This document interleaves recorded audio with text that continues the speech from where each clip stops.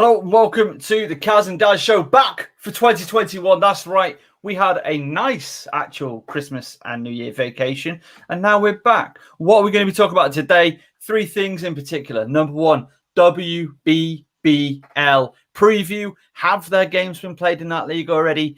Possibly. Does that matter right now? Absolutely not, because we've got the two main men of WBBL. Everything to come and talk to you about it. We got Michael Hanson-Morris, aka Mikey, and we have, of course, Baneni. Said his name very wrongly there, and I'm going to apologize for that. Greg and Pofu, ready to rock and roll. Excuse the hat. I just thought I'd be a little bit cozy today. Also, Plumbella merch. If you know, you know. Hey, hands. All right, but first, well, actually, also got WNBA free agency. That is around the corner, and Caz's Corner, Rincon Caz. Let's briefly introduce Caz Bullock. Caz, how you doing? Hello, I'm good. Just having a nice week, just talking with Tay Cooper. It's been good. Casually, as you do. Right, let's get these lads in the stream. Michael Hanson-Morris, Bongeni, Greg and Pofu. How are you doing, gents? Good evening. How are you? Mate, it's been a bit. It's been a while. I was thinking to myself just earlier today, or yesterday actually, so I've not heard from Greg in a bit. I've not spoken to Greg. I've seen his voice on FocusHoops in a bit, and it's not been a good time. How you been? Been all right. Back when things were a little bit more normal than they are now, the scheduling issues with practice had me unable to join the show. But as you probably know, that's not really an issue right now. Yeah. Yeah, just a bit. Yeah, it turns out that Thursday night is a fantastic night for Caz and I, because of course we get to the Caz and Daz Show every week. FocusHoops 8 p.m. Get on it. But not a great night when you want to talk to people involved in women's basketball, because that tends to be training. So yeah, we did a good job. Chester Donnelly, straight in the comments. Hi, Caz and Daz. All right, Chester, glad to have you along. Going to expect your questions and comments all show long, Chester, so no pressure there. Mikey, how you doing, Mr. Big Time Commentator? What are you saying? Just trying to survive lockdown 3.0, as I'm now calling it. Yeah, 3.0, All right, so WBBL chat. Let's go straight over to Greg. What have you seen in the before times, before the actual BBL championship kicked off? What did you see? A little bit of unpredictability, if I'm honest. Outside of maybe Leicester Riders, who've really, they've turned the screw defensively on every team that they've played so far. There's not really been too many games you can look at and say that team's going to win this game. Looking up and down the rosters, and I know there's been a few teams that haven't even played a game yet, but you're looking at the likes of Nottingham, Newcastle, Manchester Mystics. Any one of those teams on any given day can pick each other off. Case in point, in the Cup, Mystics went up to Newcastle and lost a pretty decent sized scoreline, and then they came in the league, in the championship, back to Manchester and played Newcastle and pretty much flipped the entire scoreboard over. So, there's that element to the league right now, which is probably something to do with the element of the pandemic and lack of preparation, lack of contact time, disruptions, that give it that extra layer of maybe excitement, if you want to call it. But it's definitely anyone's league at this point, because as impressive as they've looked, I'm still not sure that Leicester and Sevenoaks are going to be able to go through the rest of the season unbeaten, with the circumstances that they're dealing with, which we'll touch on a little bit later, I'm sure. Mikey, let's come over to you. And again, it's pretty much the same question. What is it you have seen in the early part of this year?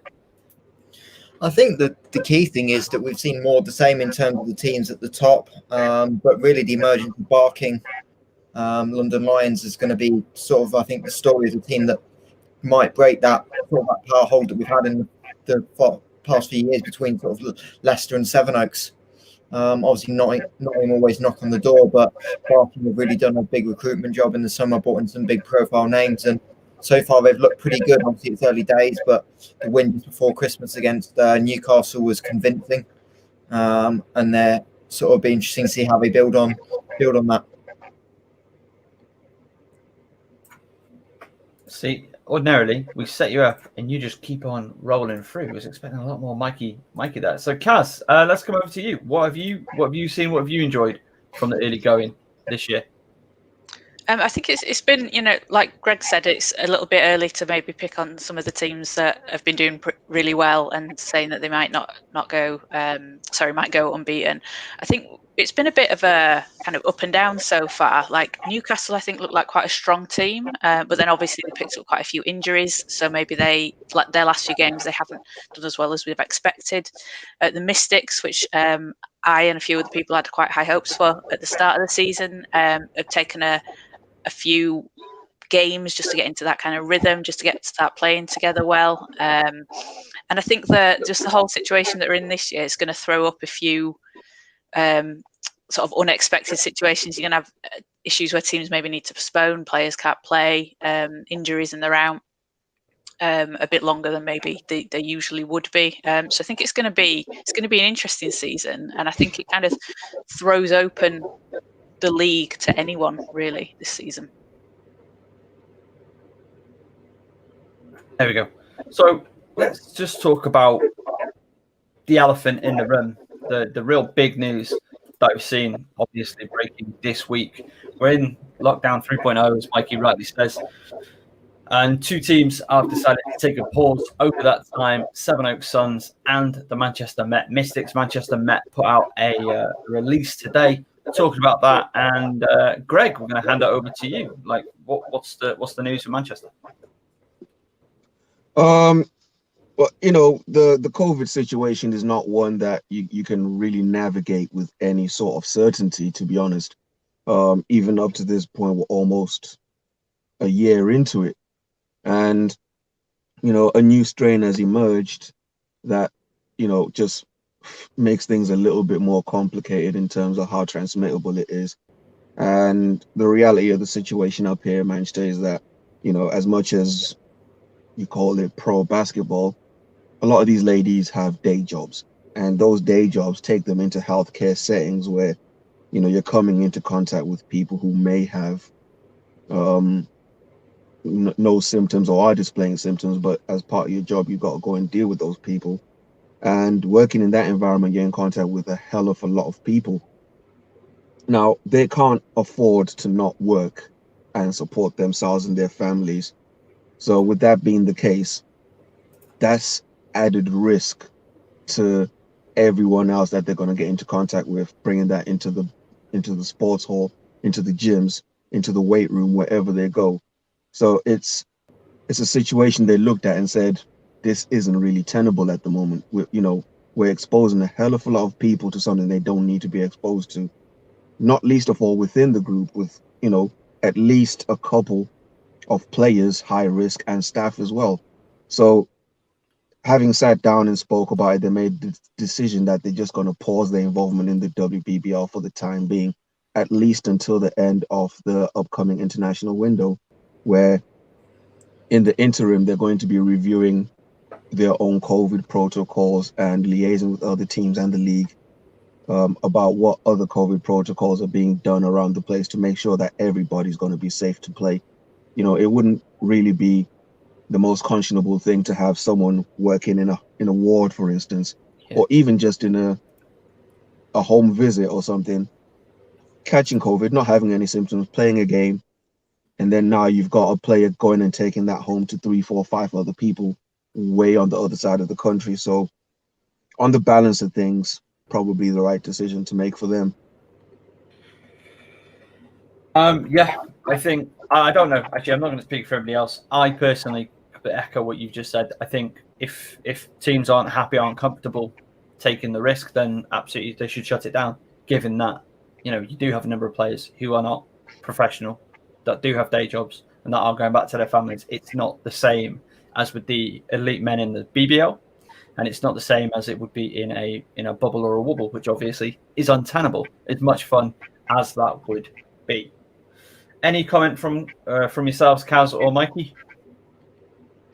Yeah, I mean, I echo what both you guys say. I'm actually surprised maybe more teams haven't put a pause on things just at the moment with what we've gone into with the third lockdown, and like the Mystics and Sevenoaks have said, wait until after the international break. That's a good amount of time to sort of see where things are, get things set up, and then go from there. And we've seen Sevenoaks as well have withdrawn from the cup due to that as well, because that's due to take place on the 24th. So we've got Nottingham taking their place there. Yeah. Michael, just talk to us about that. What was your reaction to that decision and the fallout from it? Yeah, it's an interesting one. Obviously, like Greg touched on the Manchester case, from what the Sevenoaks statement said, they're in a similar situation. Got players working in the NHS and doing other things. So they're, in a way, the two clubs are kind of similar. They've got a lot more players out doing stuff, and they can't just stay at home, which I think obviously some clubs have got. I think it's also important to talk about the fact that WBBL are now going to be testing. So that's a step in the right direction. That wasn't happening before Christmas. So the fact that all of that is moving forward is a good sign. As for the cup, it's tough. Like, obviously there's some tweets out from some of the Sevenoaks girls, which for me kind of crossed the line. And I've coached against and seen Tiani, Kat a lot, and I was slightly surprised by the way they went around it, just because that's not who they are normally. I understand their disappointment of not being allowed to play the final, but if they've chosen it, obviously the league can't move it. It's the same reason that London Lions would probably want the men's final moved. It's because they've got to be in Poland and playing a game 48 hours later. So the fact is the date is set.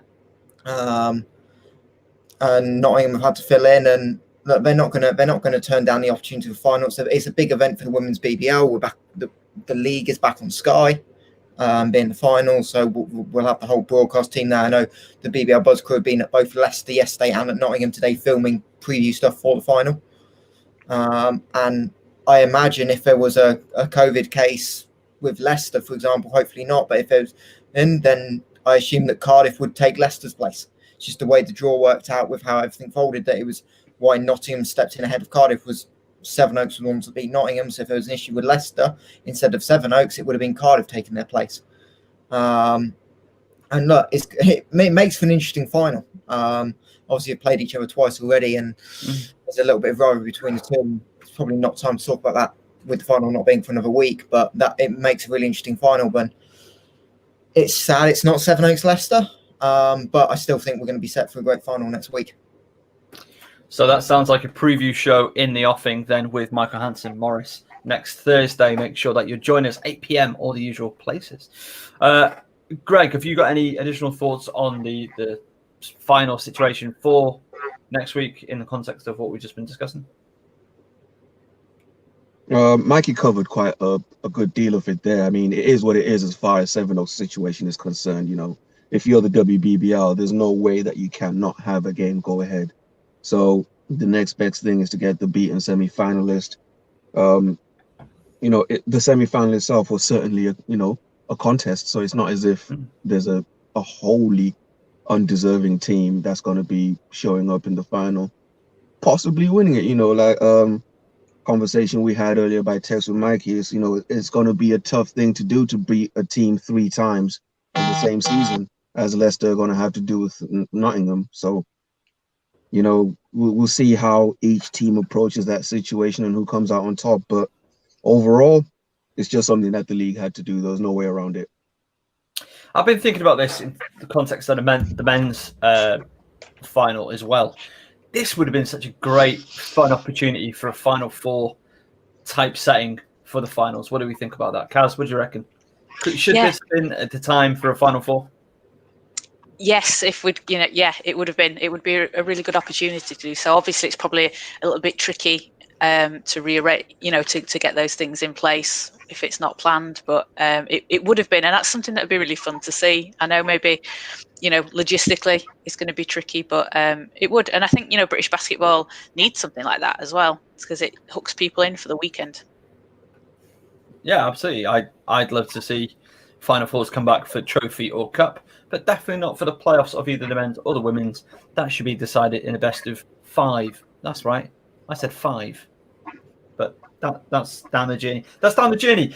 Listen, Michael Hansen Morris, I see you there on my screen over here, which is why I'm looking this way today, snickering away. I dream big, okay? I'm a dreamer, I'm a believer, and you got to love that. And if you don't, then I respect that. All right. I will just say with the trophy is due to start. I think the first trophy game for WBBL is at the end of Jan. So there is a possibility that depending on things progress that we might see a Final Four or some sort of weekend perhaps for the trophy. I think, it's in Scotland again, isn't it?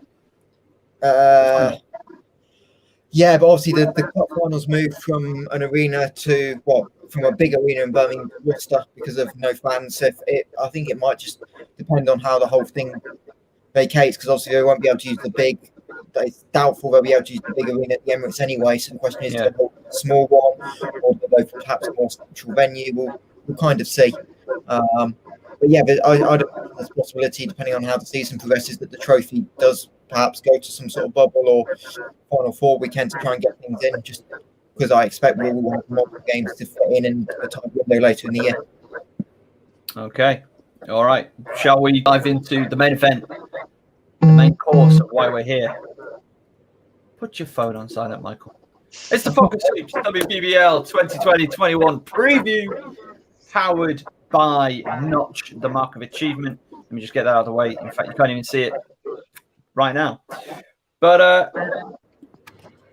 opening thoughts, gentlemen, and Caz, of course. Apologies there, Caz. Caz, opening thoughts on the 2021 season. Sorry, on the season. Yeah. Like we were saying, I think it's going to be quite an interesting one this year, because I just think everything's, again, I guess in a way, so up in the air that any teams can come out and win on a certain night depending on what they're against. But I think we've sort of seen so far, we've had 4 or 5 cup games, and some teams have played 1 or 2 championship games, and the teams that are just really sticking out to me at the moment, Nottingham, Leicester. Nottingham with Jasmine Joyner and Chelsea Shumpert are just looking so good, and so they dominated in that game against Manchester. I think they had 65 points between them, and they're a team to look out for. And Newcastle as well, like I said, some injuries and some unfortunate shortened roster games they've had. But I think if they're healthy, I think they're going to be quite a tough team to beat. Obviously, I've spoken a lot in the past about the Mystics, and I think, as we've said, on paper, they're a super strong team. GB players, Commonwealth Games players, Sophia Song out of UC Davis, Maya Bratka. They've got a really strong team, and in the second game against Newcastle, they really kind of clicked and put it together. Fell a bit short against Cardiff the week after, but I'm hoping that as the games go on and they've got a chance to play together, they're going to play like they did in that Newcastle game, and like we sort of think that they can do, and they think they can do as well. Georgia Jones was saying they've put it together in practice, they just wanted to be able to put it together in a game. And then I think there's a few teams that we haven't seen any games from yet. Essex and Caledonia, Durham. I don't think any of those have played a game. So it'd be interesting to see, when they start, what that looks like. Okay, let's dive into the first team. Let's talk about the Barking Abbey London Lions. And, it looks like a very different year for the Barking Abbey London Lions versus where they've been in the recent past. Greg, are you okay to kick us off? Yeah, the obvious thing you look at with Barking Abbey is maybe it's a slight change in philosophy from years past, where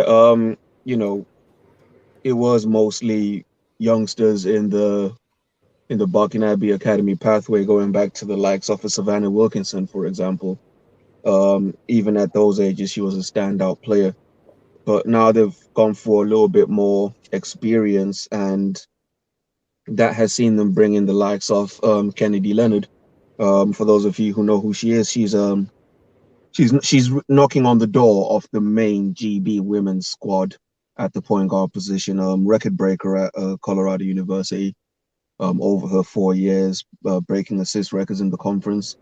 So, bringing in a player of her caliber is surely going to have an impact on whatever team she's playing on. And, at looking at her numbers, she's very much at the fore of everything they're doing. She's involved in every aspect of the game. She scores the ball. She obviously facilitates for her teammates, and in spots she will rebound as well, which, anybody that likes to play a fast game, having your guards rebound is just the easiest way to start that situation.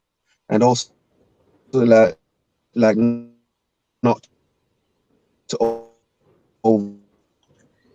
overlook returning local kids, the Shanice Beckford Nortons, is he back?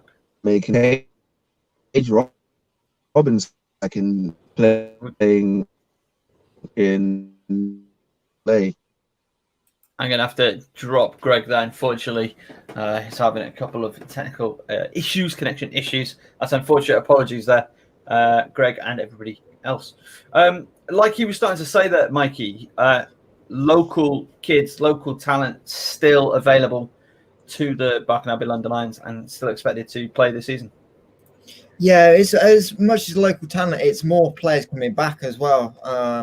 Really, Shanice Beckford Norton and Paige Robinson both come back. Both spent time as a junior in and around London. And they've certainly given the Lions a little bit of depth. But I think the person we've not really talked about is their import this year, Cassie Breen, who absolutely went bananas in the first half of that Newcastle game just before Christmas.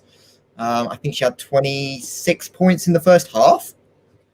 Yeah. And then didn't score in the second half, oddly enough, which is a rare achievement. But yeah, suddenly now you're looking at that lineup with Breen, Norton, Leonard, Chantel Charles, who's obviously been in the GB squad. That's 4 players that can all contribute double-digit scoring, I'd say almost fairly easily at times. And that's given them some real scoring depth. And then obviously they've still got the younger players developing, and I really think they can challenge for certainly top 4 and maybe even higher this year, which is really exciting. That is exciting. It's always good to have a competitive London team because Mark coaches really well and his teams always play tough, especially on the defensive end of the floor. So that should be a nice boost for the league overall. Yeah, that was going to be a question I was going to throw over to Caz and then Greg. How important is it to have a really competitive team from the capital? Yeah, I think it is important because, you've got a team with London in the name, but as you say, it's the capital. It's always going to get a bit more, it's going to get a few more eyeballs on it just because of the name. It's London. And it is important for them to be competitive. It's a big city. It's a big basketball city as well.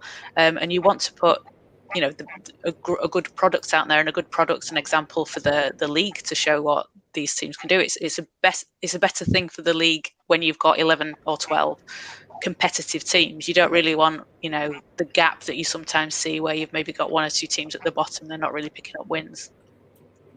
So this is going to, they've made a really good start to the season so far. So it's definitely a good thing. Greg, this is a complete side note. Can you explain the car situation? Chester Donnelly in the chat is asking questions, let's say. Basically just a quiet environment. It's nuts inside, so you weren't gonna get too much out of me if I was in there. But looking at the London thing, that would make a change, wouldn't it? It's not been a lot of situations where in women's basketball we've had the top team in the capital. You've had the likes of Rhondda, for example, Cardiff, Sheffield, Manchester, Nottingham. These have been the powerhouses in women's basketball in the UK. Not so much London in terms of the pro teams or the top division. Certainly a lot of players have come out of London, yes, but, the quality of the players, the quality of the talent, the quality of the players, the quality of the coaching, the quality of the you've not really had a London team that you could look over and say that's the team to beat. So, if this is a trend in that direction, it may well be an interesting culture change in the UK. Culture change in the UK. That's an interesting one. Right, we go north of the border. We go to the Caledonia Pride, and let's kick off with Caz. Caz, what have you made of the Pride?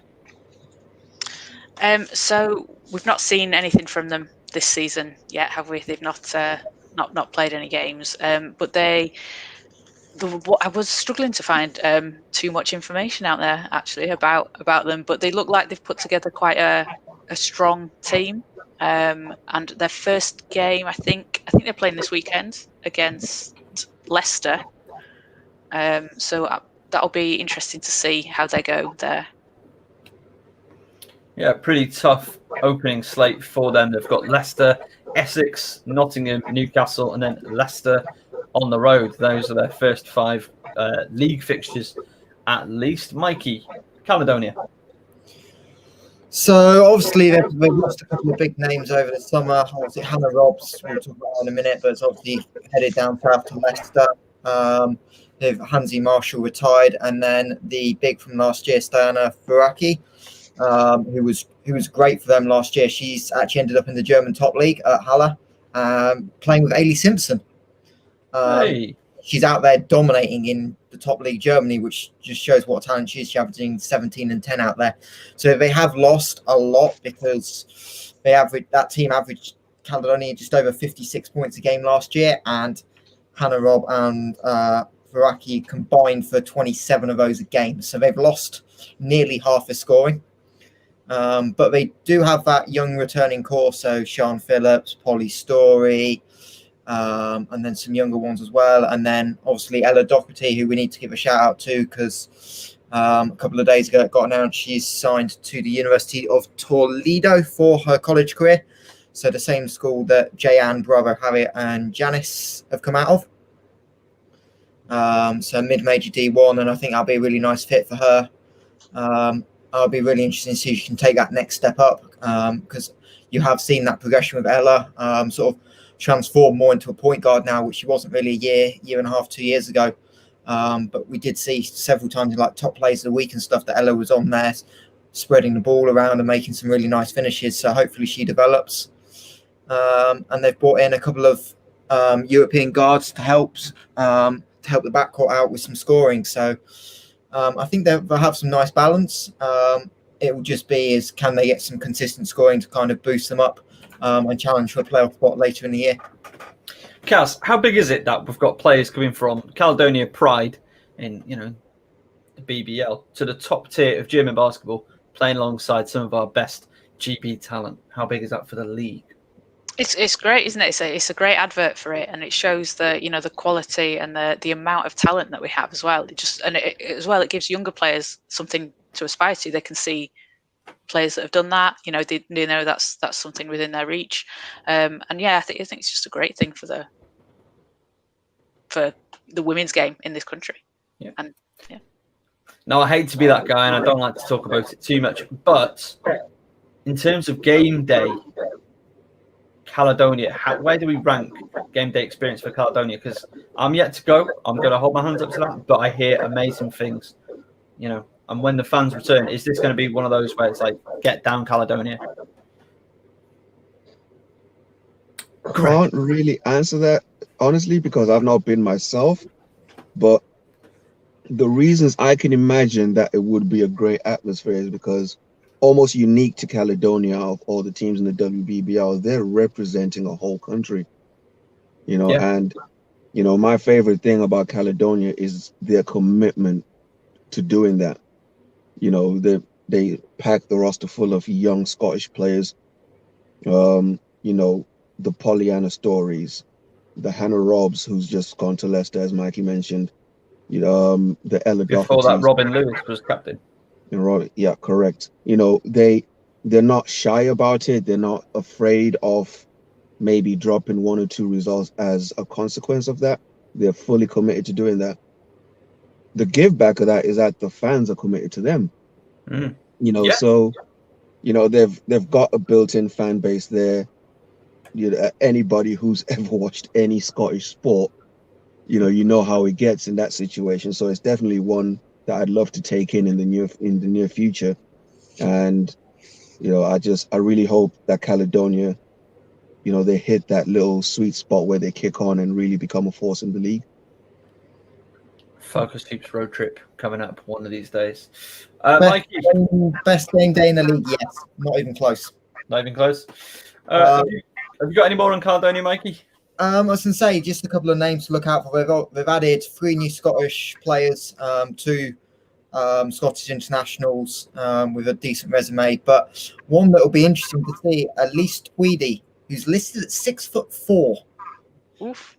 So it'll be interesting to see how she does. She's used to play at St Mirren and Paisley, which is the likes of Sarah Thompson, Robin Lewis have come out of that area. So it'll be interesting to see how she does.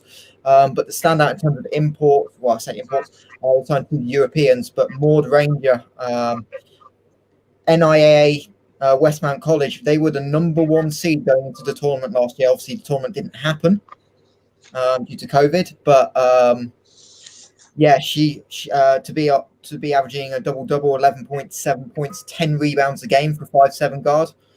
For a #1 team in the country in the NIAA, she should be one to watch. We don't know a lot about her, but I wonder if that'll be a name that we talk about regularly as the season progresses. We will see. Chester Donnelly with the questions. Am I right in thinking Cardona Pride play some home games on the road in other towns in Scotland? Mikey, not vociferously. Yeah, been there, done that. Went to somewhere just outside Falkirk one year. That was the infamous Chelsea Shumpert, just inside the half-court game winner for us. Yes. But yeah, they do spread it around. This year, they're going to be based at the Crags in Edinburgh, which I've not been to before. It's not normally one of their venues. But obviously, with no fans, are using a bit of a smaller venue. That might hopefully change. We'll get back into the uni or perhaps play a couple of games in Glasgow. So we'll kind of see how that progresses. But typically, Caledonia do want to balance around because of what Greg said. They've got people from all around the country coming to play for them. So they have bounced around. And certainly, if they can get fans back in, I imagine they will move around again.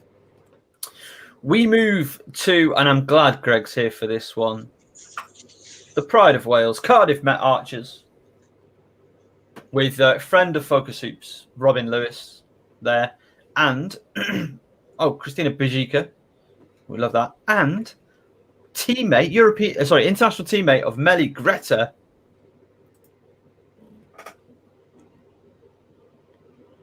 Mara Marqueziotta, which is very exciting to me. Anything Melly Greta, I'm there for. Greg, it's only right that you talk to us about Cardiff, given that, your history with Cardiff. I saw a couple of pictures from your Cardiff playing days earlier, just today. That is some uniform. My God. Oh, I've muted you. That's my bad. Sorry. Ooh. You got to unmute, Greg. I've muted you and I can't fix it. I'd say that you're better than the FBI if you're able to find those pictures because I buried them deep. Are we talking green uniforms with stars on the shorts? Yeah, that was a different time. If we can call them shorts, because they look like they're down at your ankles, mate. Like, what is happening with those? Outrageous. Like I say, it's a generational thing. We're going back 13 years here. Cardiff, formerly Uwick, that's my alma mater. They've built a very interesting roster. Some definite international flavor in there, as you've mentioned, Mara Marqueziotta, Argentine international.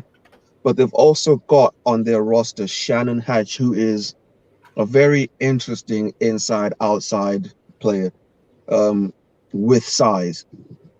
So she's going to present a lot of matchup problems for a lot of players in the league. And, she's very capable of hitting the 3-ball at a clip. And if she ever gets going, in a rhythm from the 3-point line, there's going to be an issue there for quite a few teams. Sarah Jorgensen. And, they've not completely abandoned the youth either. They've got Kim Kang, who's, I think, in her second or third year in the program with Cardiff Met. And they've got a lot of youngsters on the end of the bench from the deeper Cardiff Met Academy program. the likes of Isabel Bunyan and Maisie Harry. These are, they're not probably ready to play now, but the schooling that they're getting from being around these players and seeing what's going on game day and seeing how, some of the other teams conduct themselves can only be of benefit to them. We've seen a number of players benefit from those kind of situations in the past, and it's only going to be of benefit to them. And, not to be overlooked, the experience of having Steph Collins as the head coach on the bench for Cardiff Met. She's not completely detached from her playing days yet, so she's still able to offer that insight to her players. And as an upcoming coach, she's probably in the best situation where you're almost free of results pressure, but you're still able to maybe sucker punch one or two teams along the way. So that's going to be a good beginning for her coaching career in earnest. Caz, of course, Cardiff beat your beloved Manchester Met Mystics a couple of weeks ago. So what can you tell us about the Archers and what you expect to see from them this season? So last season they were 4-10 before the league was suspended, and I think that they're gonna do a lot better than that this season. Like Greg said, they're going to shock a few teams. I think that Mystics game was probably a bit of a shock to people. I like that they've kept the core together, having Robin Lewis, Laura Shanahan, Sarah Wagstaff back.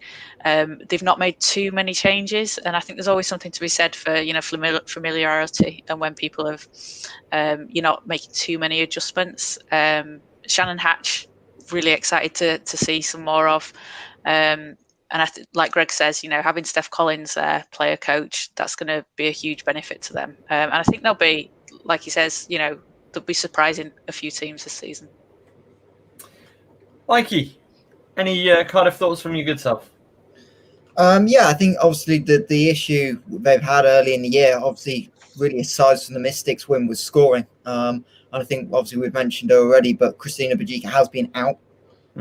So she was leading scorer last year, and she came in and was able to give them 15 a game, and that will really help. I still think, having seen them once in person, that there may be another player, despite even with Bajika coming back in short of really challenging, like to get in and around the top six. But they've got some talent there. Hatch and Marchisotti are two of the was a really nice 4-5 combination for them. But yeah, I think they're just a little short still. But they have got some players that can step up on the day, and we saw that against the Mystics. With likes of Kang scoring 10, and Sarah Wagstaff's obviously going to be splitting her time because she's also coaching the WNBL team. So how that develops, it'll be interesting. But yeah, someone like Robin Lewis can push her scoring up to where she was against Mystics, averaging 13 a game. That'll give them a real boost. But yeah, it's nice to see the younger players coming through as well, and that's the thing with Cardiff. They have got that balance, similar to Caledonia, where they've got that balance of experience and developing some of the younger Welsh players through the system, and their progression, not just mainly this year, but what we'll see in the next year or two from the likes of Isabel Bunyan in particular, will be really good, I think. It's really good to hear that. And when they bring back proper nations or tournaments for smaller nations, or just, make a Welsh national team, Cymru national team, Scottish national team, English national team, go back to, how it really ought to be. Cardiff Met, they're doing the Lord's work. Let me just say that. I don't know. I'm not a hater. Durham Palatinate. Do we have anything really on Durham? Yeah, Greg throws up his hands. Mikey, I turn over to you. So do we have anything on Durham? No. The rumor is that the two names I've heard of mentioned behind the scenes is Claire Paxton and Cara Elderkin are both back. Okay.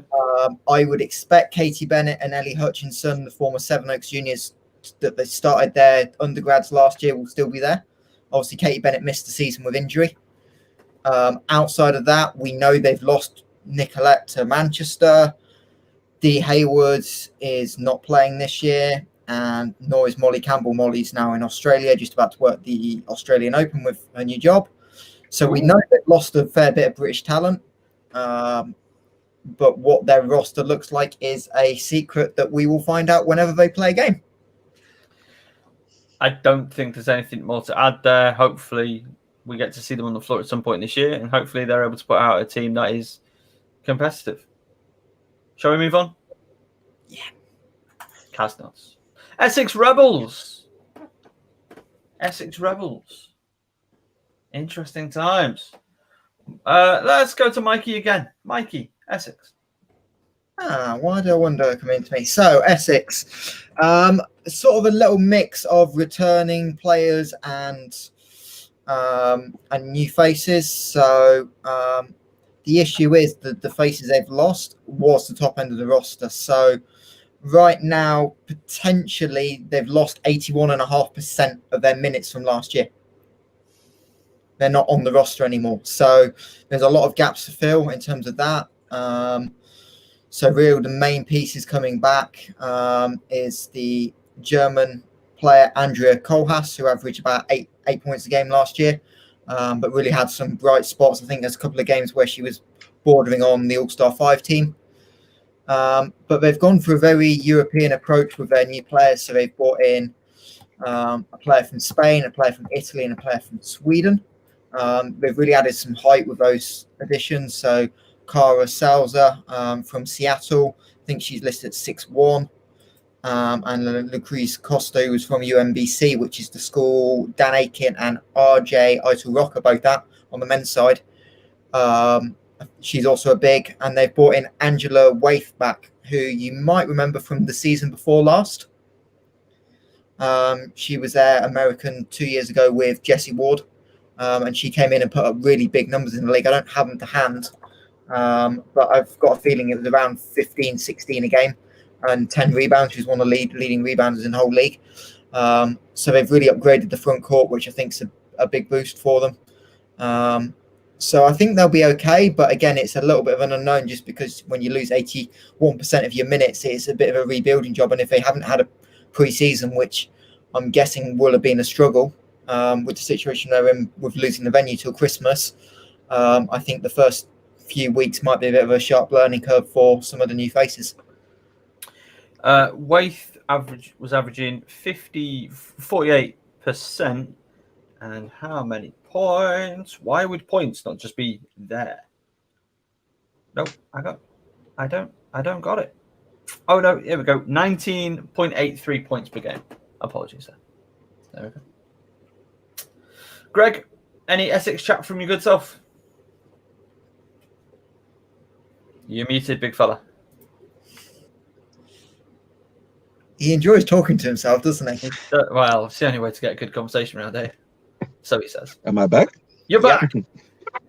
I certainly wouldn't envy Coach Tom Sadler, to be honest, having your first outing on the floor being against Nottingham Wildcats, with pretty much, as Mikey pointed out, a brand new roster. So that's going to be a huge test for them this weekend. We'll see how they do with that.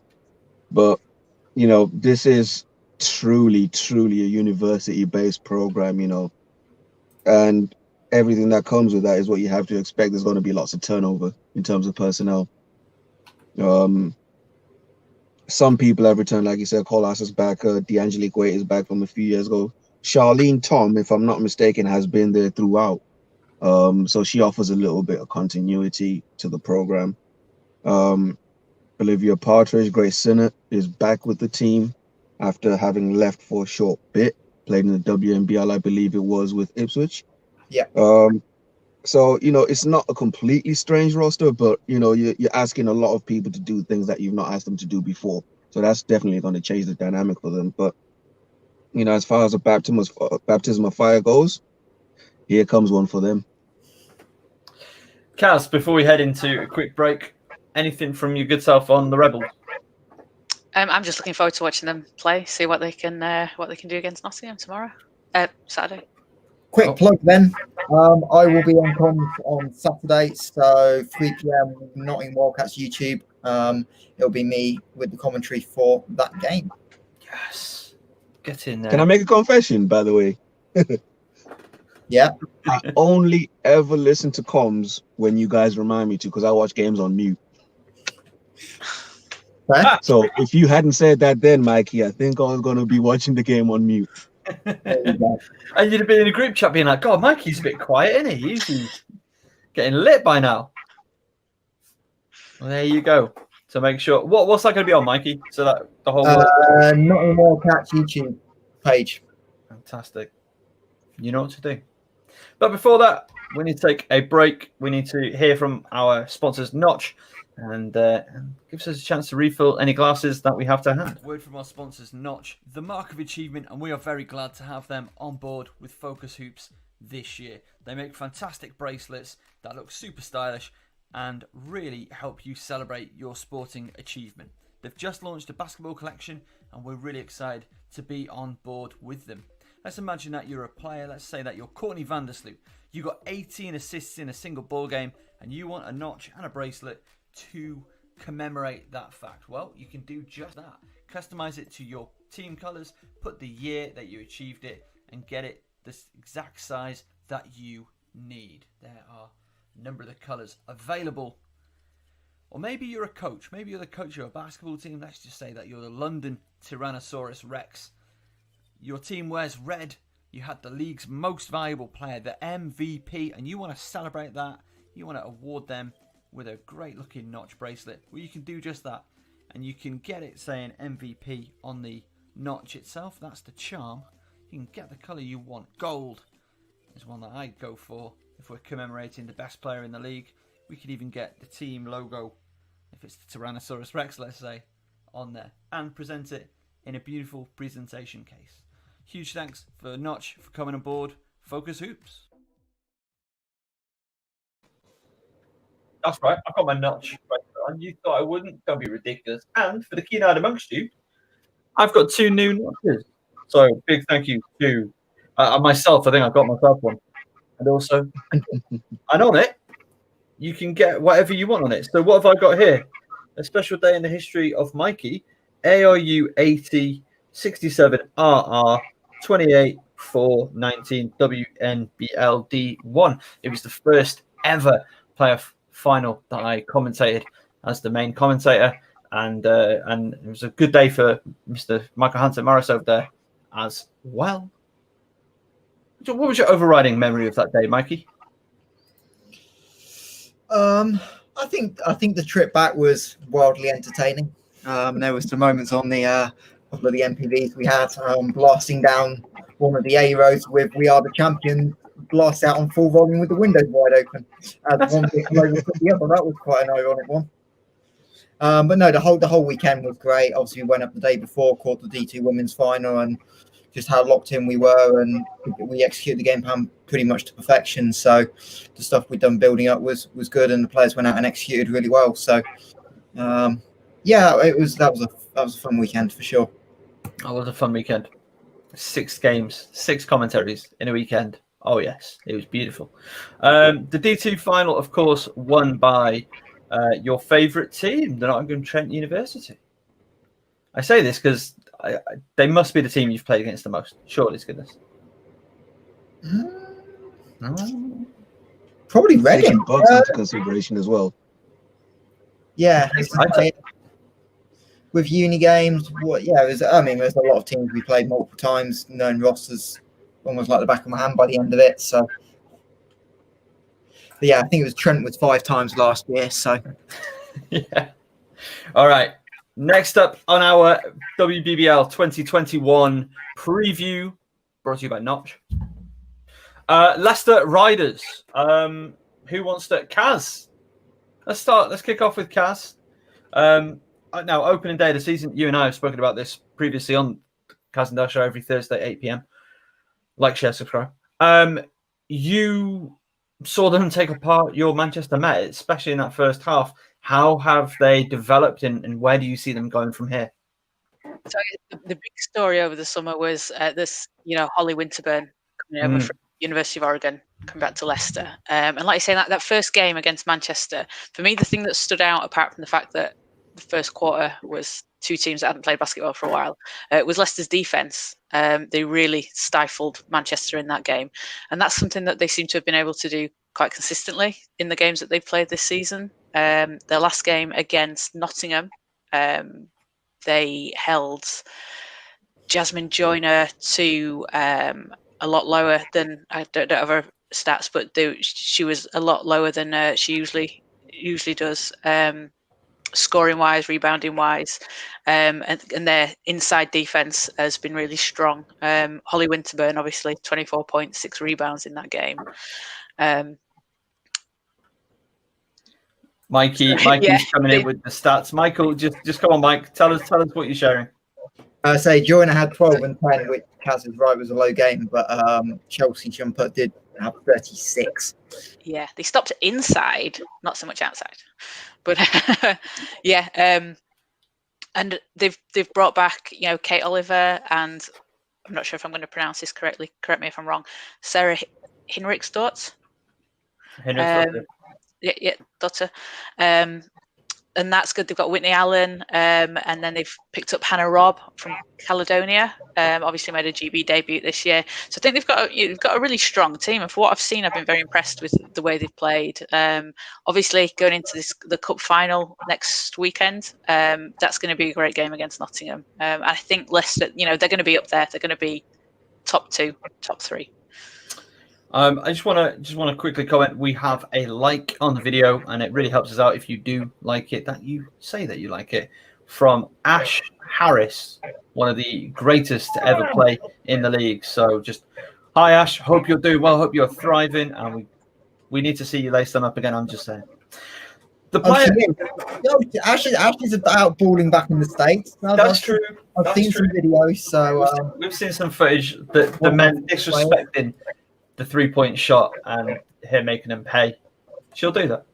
Ash Harris, what a legend. Anyway, player that I really want to see more of for the Riders is KJ. Can we see KJ in the WBBL?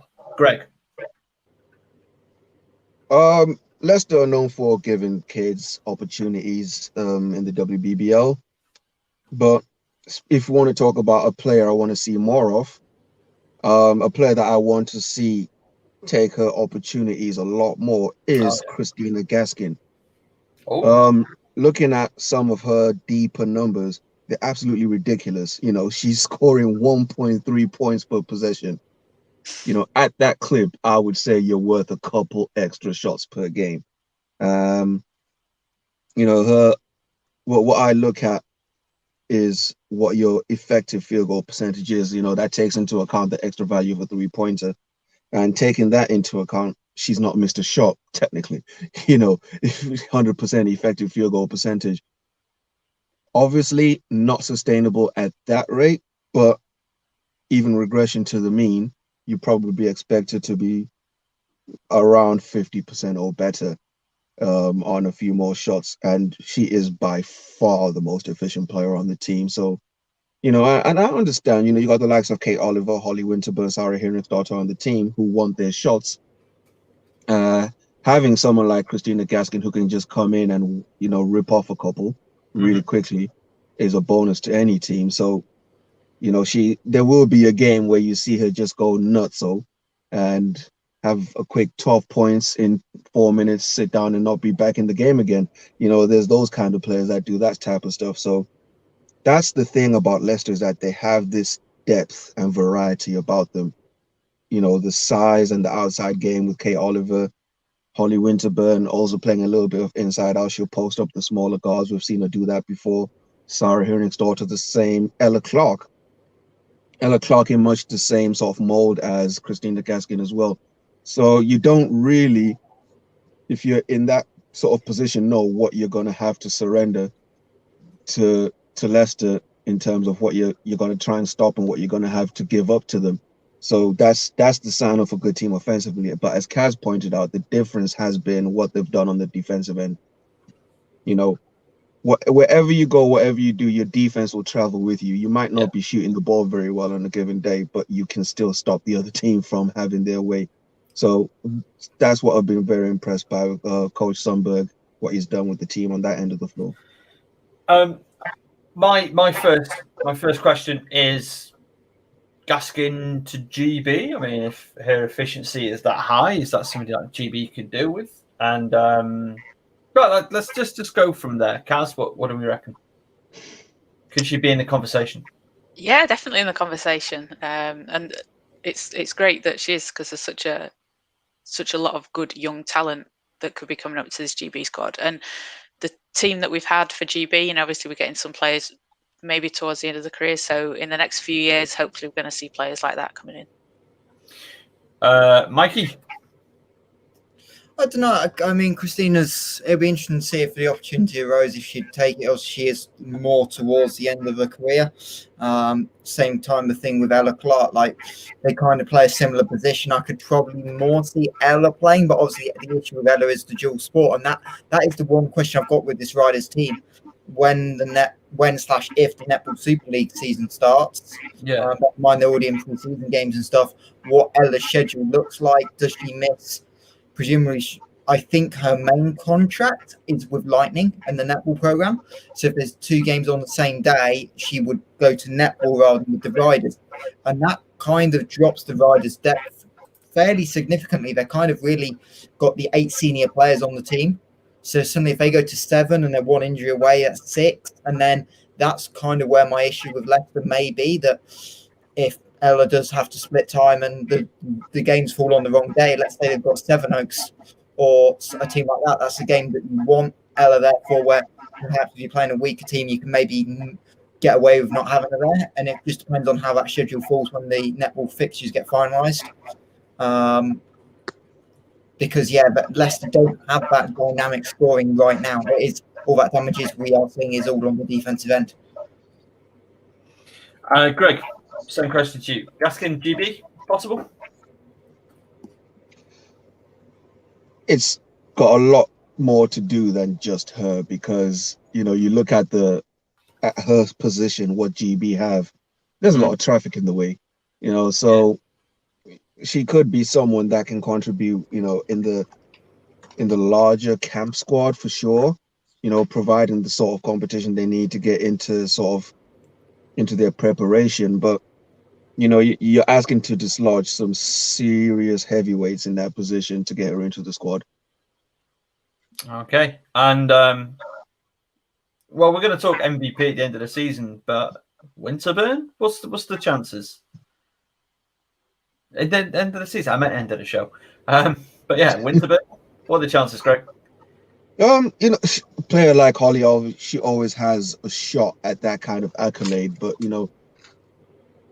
looking at it for what it is and the way that they play, it's gonna be hard for her to sort of put up the kind of numbers that she needs to sort of overcome a Chelsea Shumpert, for example, if she stays healthy, Maddie McVicker, if she stays healthy, those kind of players, the really high usage players in the league.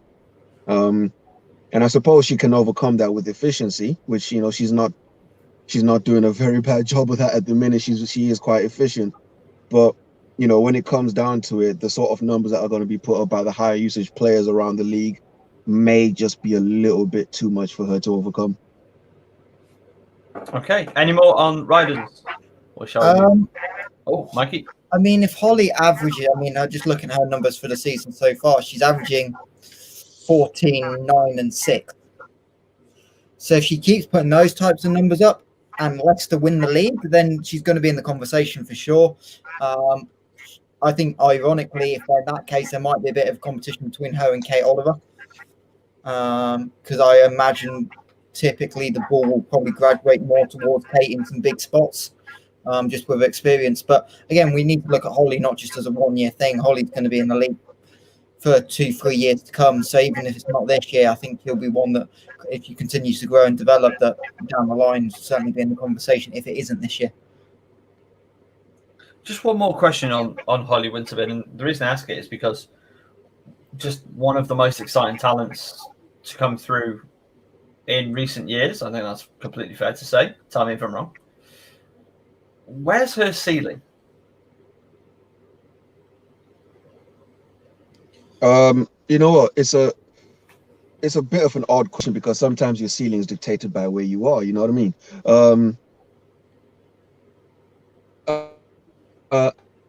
Asking this Oh, no. question It's happened again. a year ago would have been a We're going to have to bail on Greg.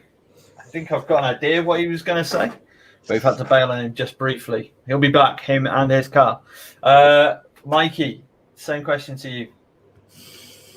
How high does Holly want to set? How high does Holly want to push the bar? That's the question. She's going to be at Leicester for 3 years. How much is she going to put in the work on a daily basis to grow a game? Because she's got a great coach to do it in Jesper. I imagine at some point we'll see her on the international stage, whenever that is. Presumably, I'd imagine she'll play. I think she's got I think she's eligible for 20s this summer. So she'll have a chance to sign this summer on an international stage, if not with the senior team. But yeah, I've seen Holly play for five years now, so I know what she's capable of. I've seen her good days, I've seen her bad days, and if she's got the mentality to push herself, which she certainly does, she can play in Europe at a decent level. And the question is how much she continues to grow a game. But she's showing the right signs. Greg, we lost you, unfortunately, but you were about to say something about if you'd have asked this a year ago.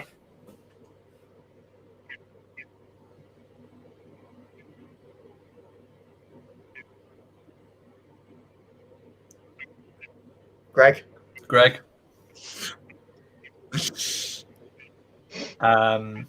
We'll come back to him later. Yeah, we will. Caz, have you got any thoughts, any comments? Apologies. This is live.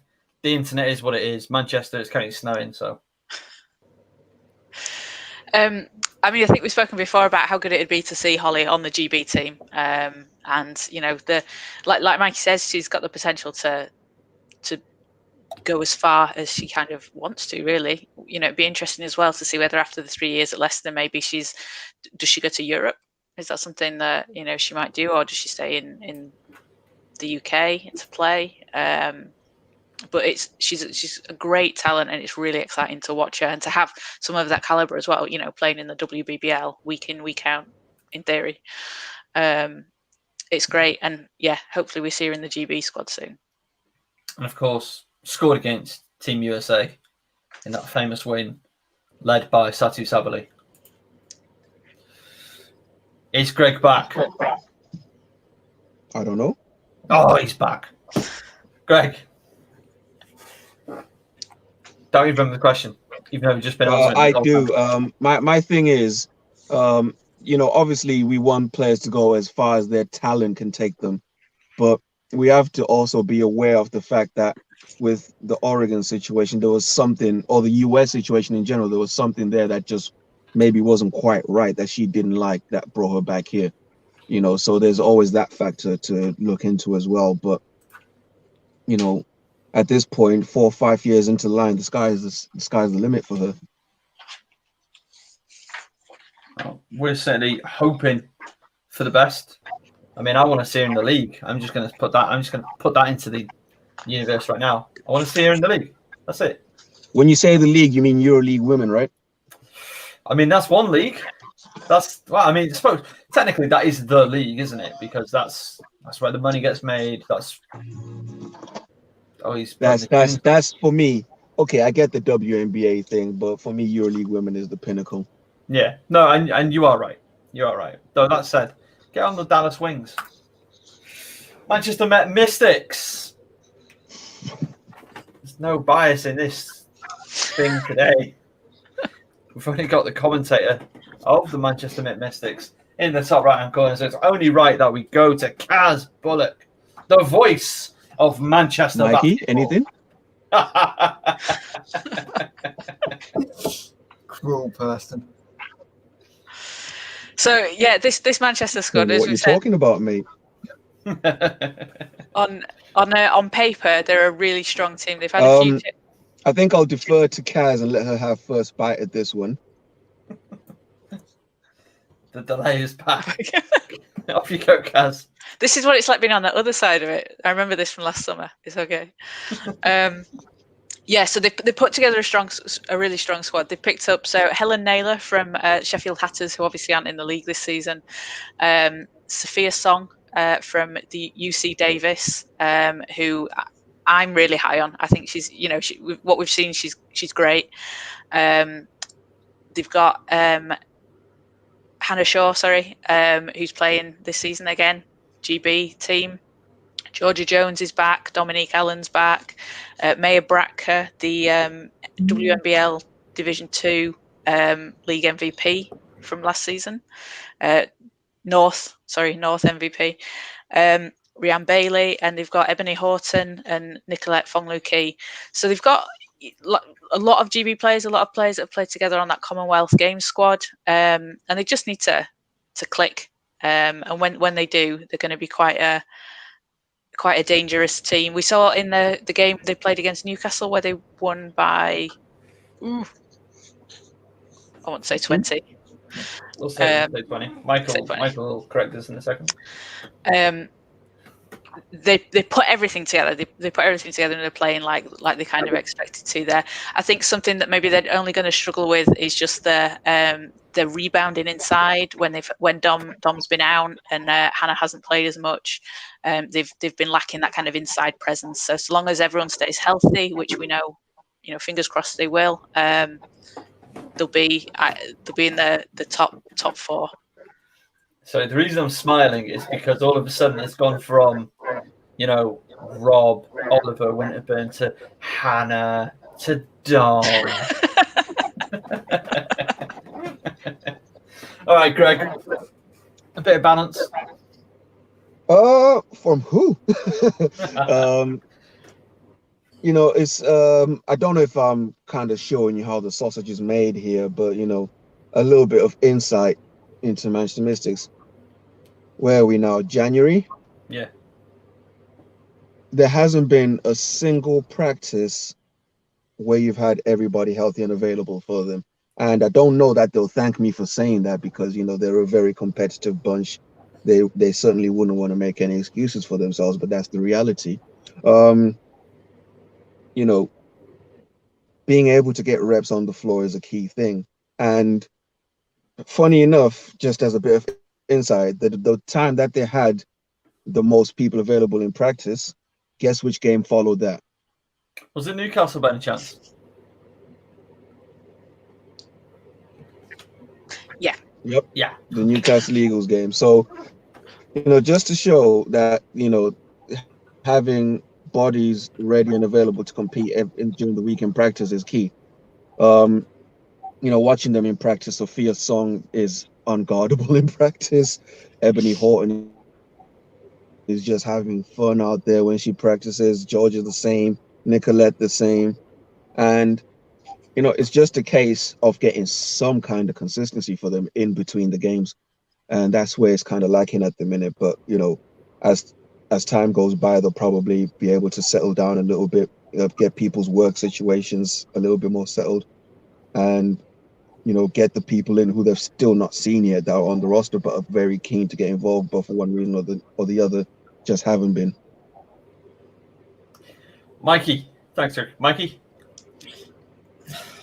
I was chatting with Greg earlier, and it's kind of a toss-up for me of which team is more disappointing right now, the Mystics or the team we'll talk about in a second, Newcastle.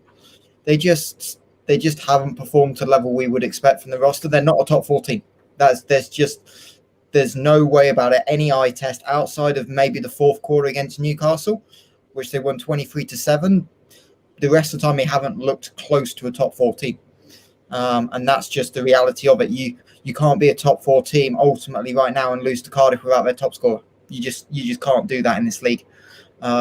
So this break will hopefully do them some good. But just little things that have lacked, like if you look at their free throw shooting numbers, like Nicolette shooting 40% from the line, Helen Naylor 50%, Sophia Song 45%. Like they're the little things that you expect over time to pop up, but in terms of averages to come up to 60-70%. But with players like Atkinson and Score and have got experience, you don't tend to see that early in the year. And from an outside point of view, it doesn't make sense why it's not clicking. But there's something, just as Greg said, practice that does that up, because something just hasn't quite clicked there yet.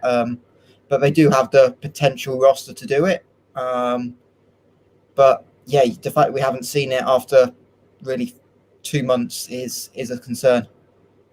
How they'll look when they come off this extended break and play again in, at least not for another month, with the international break. So I think the next game potentially will be something like the 14th of Feb for them.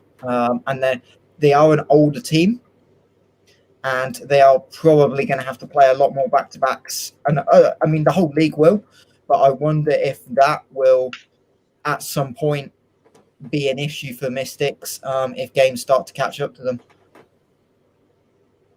Caz, are you concerned? No. I think when we've seen them, when they have clicked, it works. Like Mikey says, they need to get into it. They need to find that and put it together in the games. And they haven't done that in some games, but then they've done it for half a game, for 3/4 of a game. That Newcastle one was the one where they did it for the full 4 quarters. So hopefully this rest, this break, will allow them to maybe sort that out. But I think they will figure it out, and I think once they do, they're going to be a tough team. I'm not sure if we've lost him for the duration, but Greg and Poffer's in the chat. Look at this guy. Look at this picture, by the way. Apologies, guys. My connection is poor. Upint Hills. That one was for you, Caz. Any more on Manchester? All right. Let's go to, again, Mikey's already... We don't call him the Spice Master for nothing. Newcastle Eagles, Michael Hanson-Morris. Yeah, I kind of touched upon it. They've kind of disappointed. I think they've only picked up the 1 win so far. And in a couple of the games, they've really been dismantled. I know we talked about Leicester, but just for context, Leicester haven't scored 70 points more than once this season, and that was in Newcastle when they scored 96 on the Eagles on the road. And those little things have cropped up with the Eagles this year. Lost to the Mystics by 26 in the league, lost to Sevenoaks by 28 in the league, lost to Leicester by 25 in the Cup, and then lost to Barking by 13 just before Christmas, but in a game he never led. Barking were up the whole game, up I think it was 18 at half-time, and the only reason it was closer was the Eagles won the 4th quarter by 10. So really we're more looking at 4 straight 20-point losses for a team that has got some established players now. Yes, they are another team like Mystics have had injuries. And that's an issue for them, obviously, and they're still integrating a couple of new faces. But with the likes of Coop returning, Alison Gorell back in the lineup, Rachel Bland, who's been in the league for years and knows things inside out, I would have expected a little bit more. But they've got some bright sparks for sure. Maddie McVicker's come in and can really shoot the ball from the outside and really stretch teams out. And obviously the Lithuanian, I think she's Lithuanian at least, Mante Kredavucci. I'm going to say that completely wrong. She's obviously been hurt, but when on her game, she's always one of the best two-way players in the league.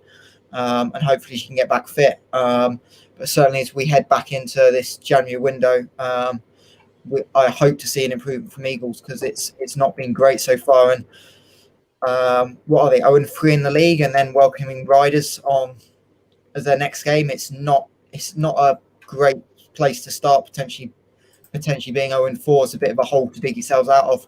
And I'm sure that's a challenge they'll take head on as the season progresses. Caz? Yeah, they've been very unfortunate with injuries, I think, so far this season. Sarah Burkett's been out, Marina Fernandez, and like you say, Mante's out. They've had a couple of, I think, 8-player rosters, 7-8 players. So that's not going to help. But when they've got players like Maddie McVicker and Alison Gorell, obviously there was high expectations for them this season. And I think they probably just need to get a win in the championship, get started, get some healthy players, and play like, they did in that game against Manchester, in the cup game. In fact, the first and then the championship game against Manchester as well. The first 3 quarters of that, and then they kind of lost it a little bit in the fourth. Lisa Coop, I think, is going to be quite important for them.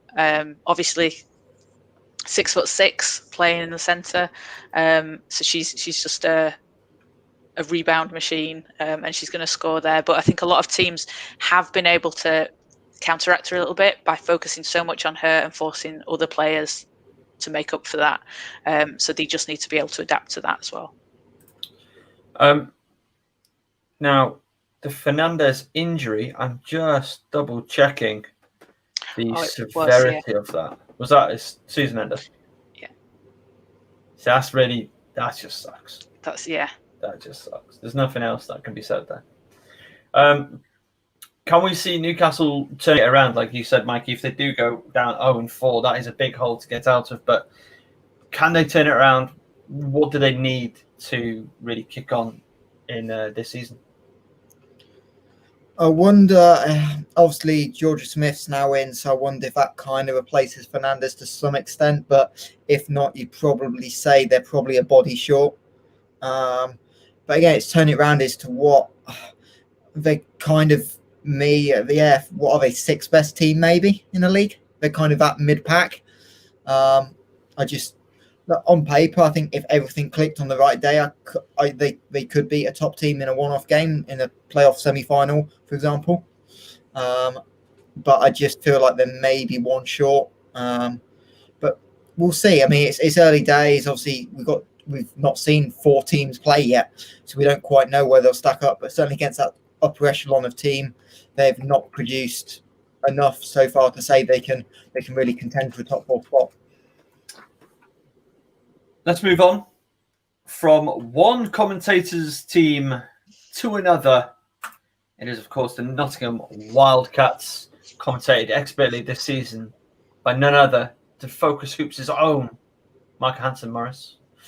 Mikey, Nottingham.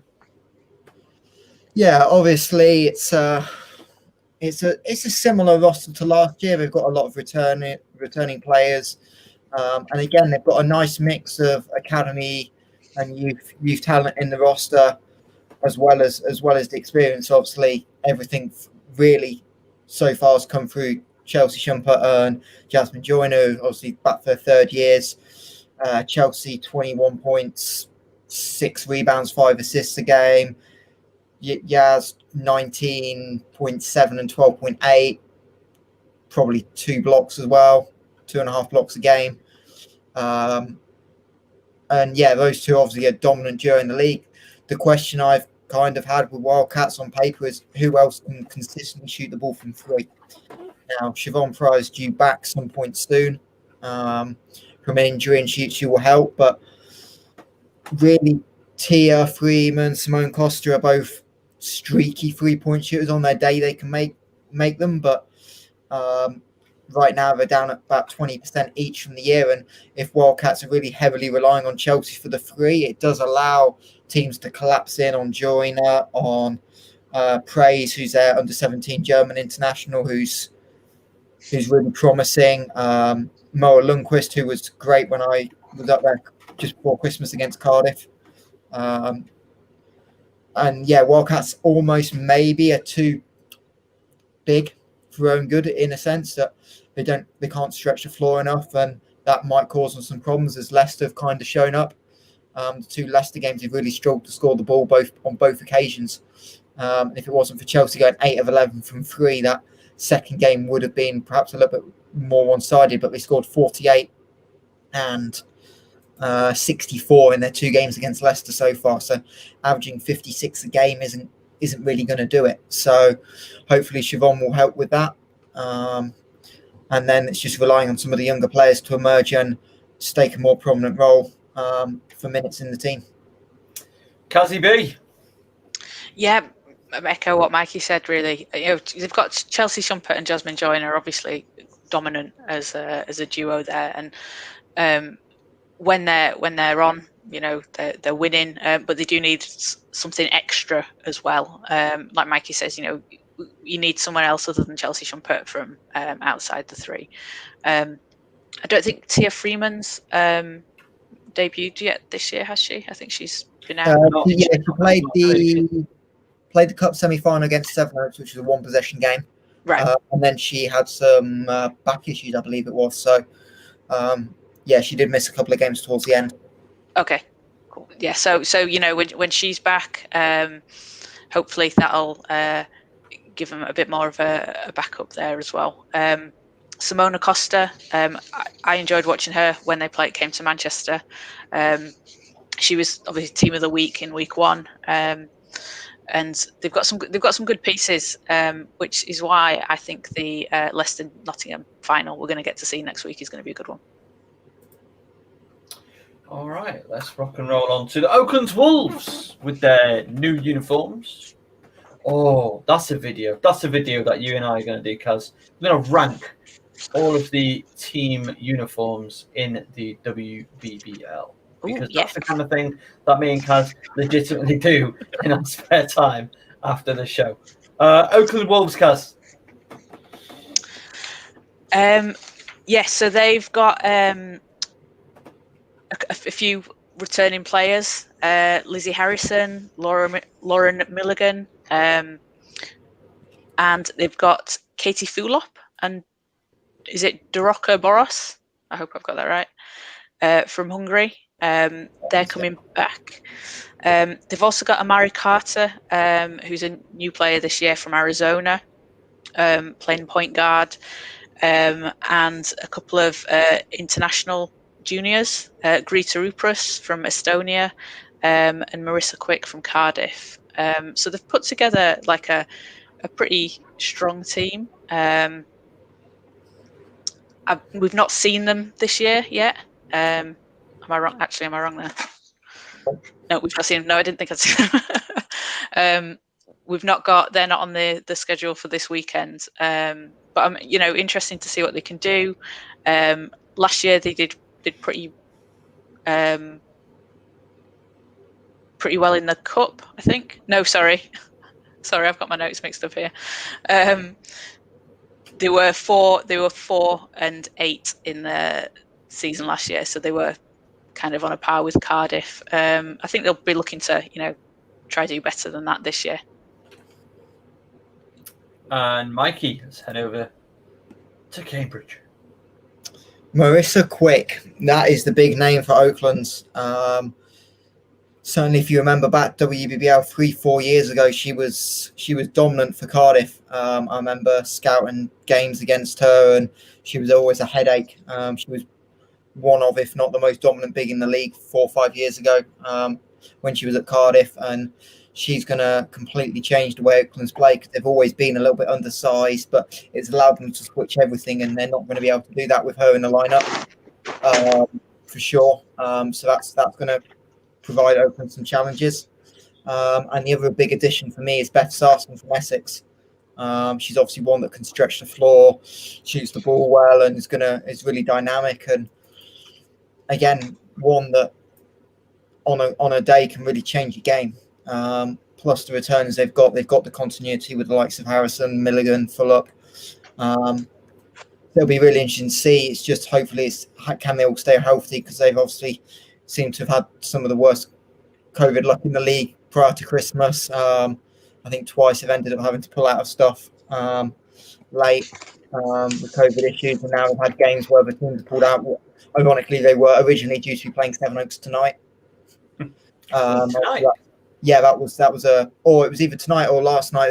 They were due a midweek game. Obviously, that's not happened with everything going on with Sevenoaks and things. So currently they're not due to play till the 31st of January, which will be interesting just because, again, that gives them the build-up, because Oakland's were one of the teams that got players in early.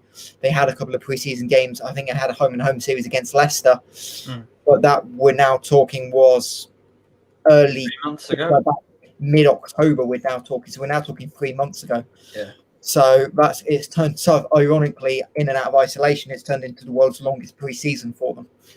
So I really don't know what to expect, but potentially a 3-month pre-season, they might come in and be able to hit the ground running. And they've got some interesting games early on. They've got Newcastle first up, which if Newcastle are in the back of 4 or 5 straight losses, won't be an easy game for the Eagles on the road. Then they play Sevenoaks and then Barking. So some real localish games for them early, and it'll be. I think they've got a chance to break into the playoffs this year, which will be really nice because they've kind of been that fringe team and not managed to solidify themselves in that run. Now, just thinking about what you've just said there about the fact that they've in this extended preseason, essentially, if there's any team that's going to cope well with that situation, for me, I'm not too sure if I'm right about this, but I think it would be the Wolves. I think if any team's going to go through that, I think it's probably best suited for these guys. I don't know why I think that, but I just do. I've got no idea. It's one of our. It's a question we'll never know the answer to. We won't know how Oakland's look till they step on the floor. So, all right. Last but by no means least, the Juggernauts themselves, the Sevenoaks Suns, who, as we said at the top of the show, they have taken a break. They've put a pause on their season again due to the pandemic over the next little while. But again, I mean, this team, ridiculous.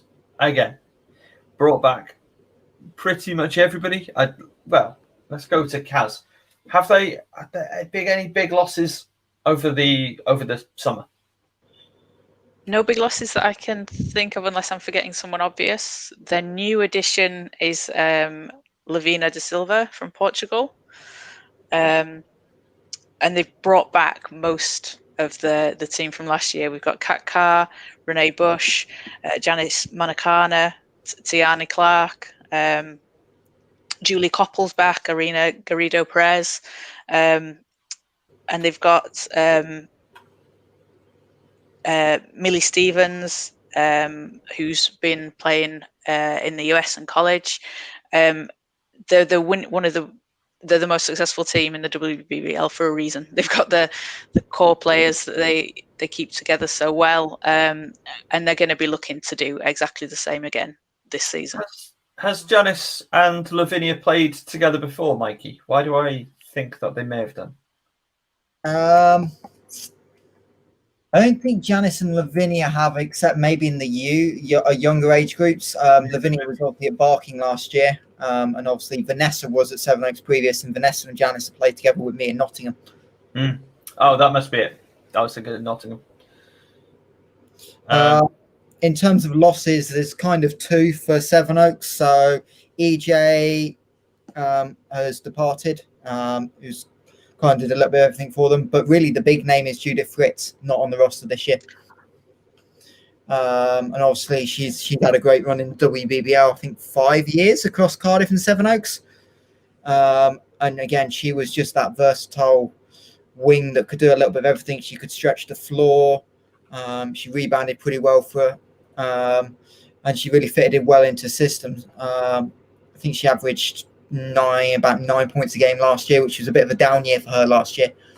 But the rest of the roster is back, and yeah, look, they didn't start great. It was a good win against Barking on opening day for them, but they weren't massively convincing. Then they actually struggled for long periods at Cardiff in the cup game.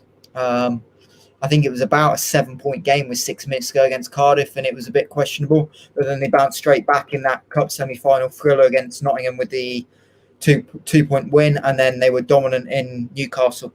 So it just looked like they were turning the corner at the right time, and obviously this break will be interesting, just because when you're challenging from the title, I assume with everything going on rightly that they're not going to train as well.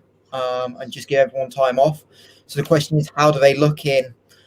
Let's say they come back during the international break, start training again, and they have 7-10 day ramp up period before they play a game. How do they look straight off the bat? Because I think the second weekend back after the international break is Sevenoaks Leicester on the 20th of Feb.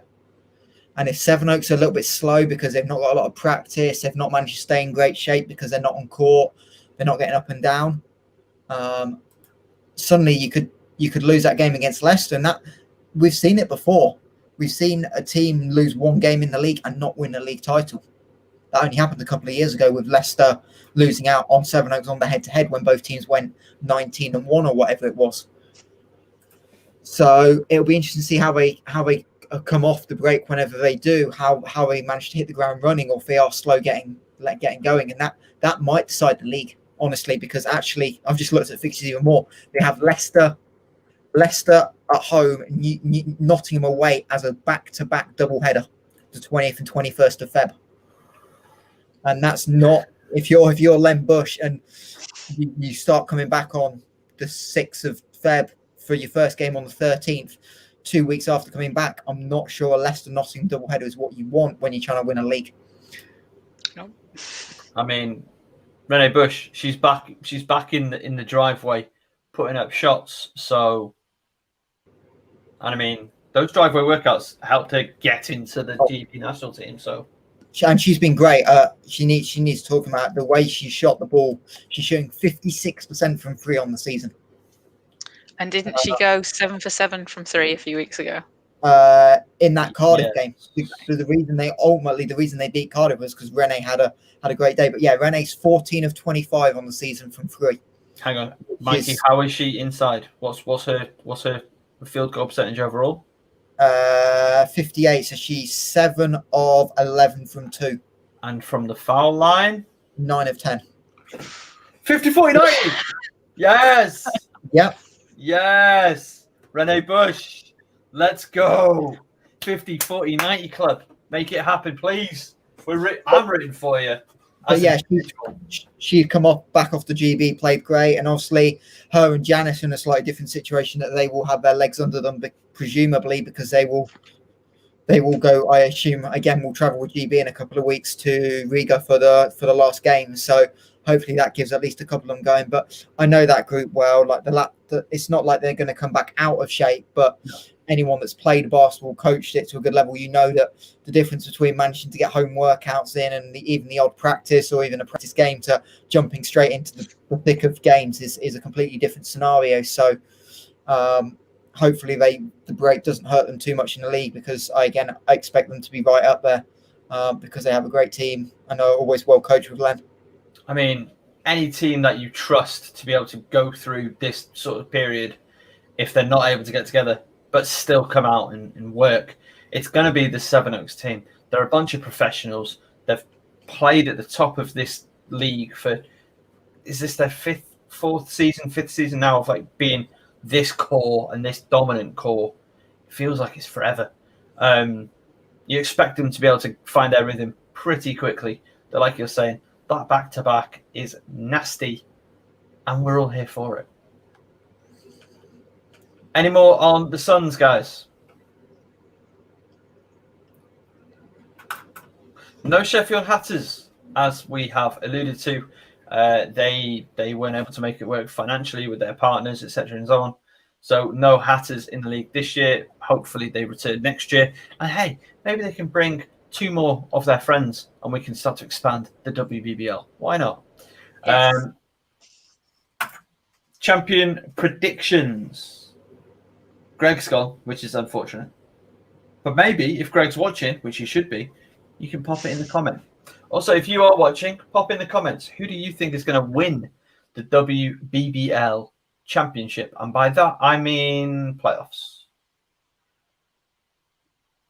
That's right. That's right, Michael Hanson-Morris. I said playoffs. I used the P word. The championship is the league, just to clear that up.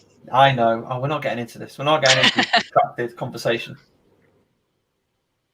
So you and I are both ice hockey fans as well. So like we're used to this dishing out a league as well as a playoff thing. But yeah, we won't get into that right now. Let's bring back ice hockey in this country, okay? See the Panthers win it all again. Michael, just check a name out there. Don't worry, it's not like anybody's going to remember this in a couple of months. I'm going to mark your card. You always do.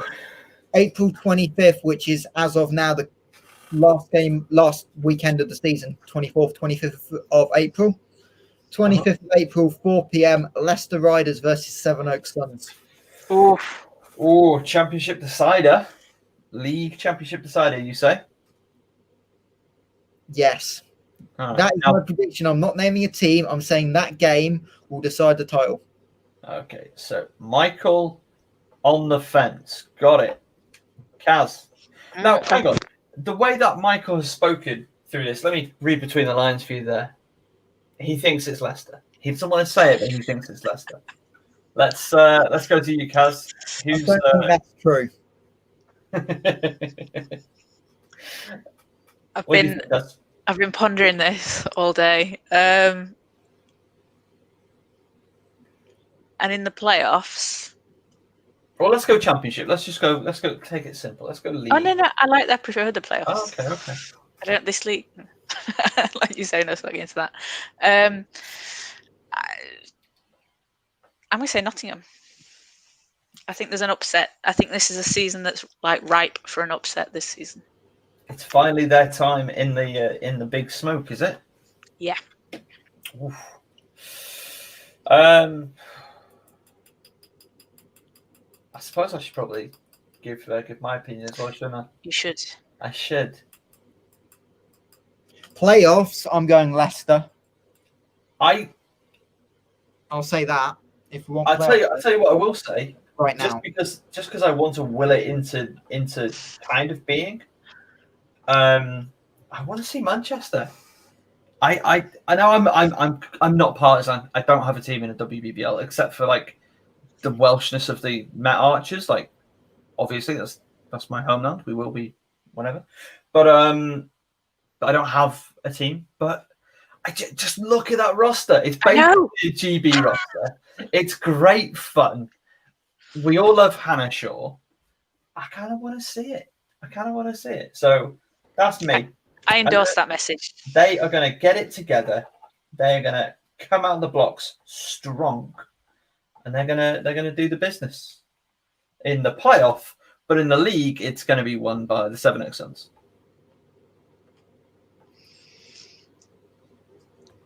Caz, have you got a playoff team? Wait, you went Wildcats. Yeah. Oh, okay. So so who wins the league? Yeah, it's going to come down to that last game. Yeah, Sevenoaks is going to win the league. No, Leicester are going to win the league. All right. So nobody thinks that the team that wins the league is going to win the playoffs. Interesting. Yeah. I've not. Honestly, I would not be surprised if Leicester won 3 of the 4 trophies. Yeah, that's fair. That's not even a take at this point. It's just fair. The thing is, as well, you've got to get, these teams could be in a position to win, and then who knows what's going to happen can they play? Can they not play? That's why you bring in reality into this. MVP predictions. What have we got? Kate Oliver. Really? If Leicester win the league, you generally, if you're close on MVP, if Leicester win the league, then at that point it's a toss up between 2 or 3 Riders players, and I think Kate will probably edge it over the course of a season. I wouldn't be surprised if it was another player or 2 from Leicester, Henrik Sadler or Holly. But I think right now Kate's more consistent, done it for a longer period. So I'll go with Kate, but I could be way off on that. That's just pretty. We're having a little bit of fun, harmless fun. Caz, who you got? I said Leicester would win the league, didn't I? So Holly in the league and Chelsea Shumpert in the playoff final. Okay, that matches with what you say. I'm gonna go Janice Marcana. League MVP. Why not? Why not Janice? One of the best players in the league the last couple of seasons. Her growth and improvement, especially in big games, has just been phenomenal to see. bit of a mainstay for GB now. That's really exciting to see how that builds. Do we see her move into Europe in the future? Maybe. I don't see why not, personally. If the circumstances are right, she could definitely do it. I think league MVP. Let's see what we're saying. Oh my goodness. Look who's in the chat. It's Len Bush saying, great job, guys. Got to get you some more listeners. I mean, Len, firstly, thanks for checking us out. And secondly, share it high, share it wide on your social media platforms. Chester Donnelly. Can I change my prediction? The MVP dives in saying, I will go for Sevenoaks Suns to win the playoffs. So there you go. Chester is going Suns. I mean, look, if the Suns get there, it's going to be tough for whoever they play in a playoff final, because it's the Suns. It's what they do. They've been absolutely tremendous in finals. And I'm not going to tell that story again. It's a good story. It's a good story. It's a good story. But yeah, Janice, league MVP.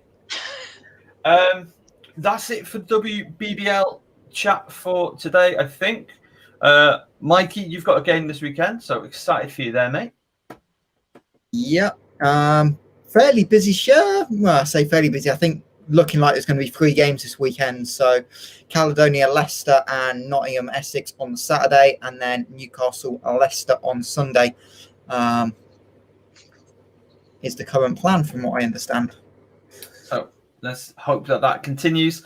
And of course, we'll be here to break down all the games next week with the commentator of one of those games as well, Michael Anton Morris, joining us, hopefully wearing a fabulous headset. What was I going to say then? We have EuroLeague next week. Oh, yes, we do. Oh, the second round of EuroLeague fixtures. Again, it's that bubble format. I'm not too sure who's hosting where at this time, but we will have a look in just a minute. When we go to Rincon Caz, we will very poorly just go onto our website and look at it. It looks terrible. It's how I like to do things. Actually, let's do that. Let's go to Rincon Caz if we're done with British basketball for now. Yeah, so I'm back in Turkey, and we've had a little bit of news going on in Turkey. So Courtney Williams has left Galatasaray. They are second in the league behind Fenerbahce. She's left for some personal reasons, and she's been replaced by Angel McCottry. So that's not a bad trade. No, and they're in the EuroLeague as well. So sorry, that threw me. Sorry, Caz. No, it's all right. They're in EuroLeague as well. Fenerbahce, Satu Sabali's team. Satu Sabali, Kayla McBride. I'm getting distracted. Sorry, Caz. Smoke for Michael. Again, Len, if you're not aware, Michael's nickname is the Spice Master or the Spice King. So yeah, he brings the spicy chat. Sorry, Caz. No. Fenerbahce, Satu Sabali, Kayla McBride. Satu Sabali unfortunately went down with a sprained ankle this week.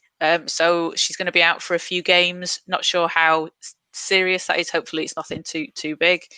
And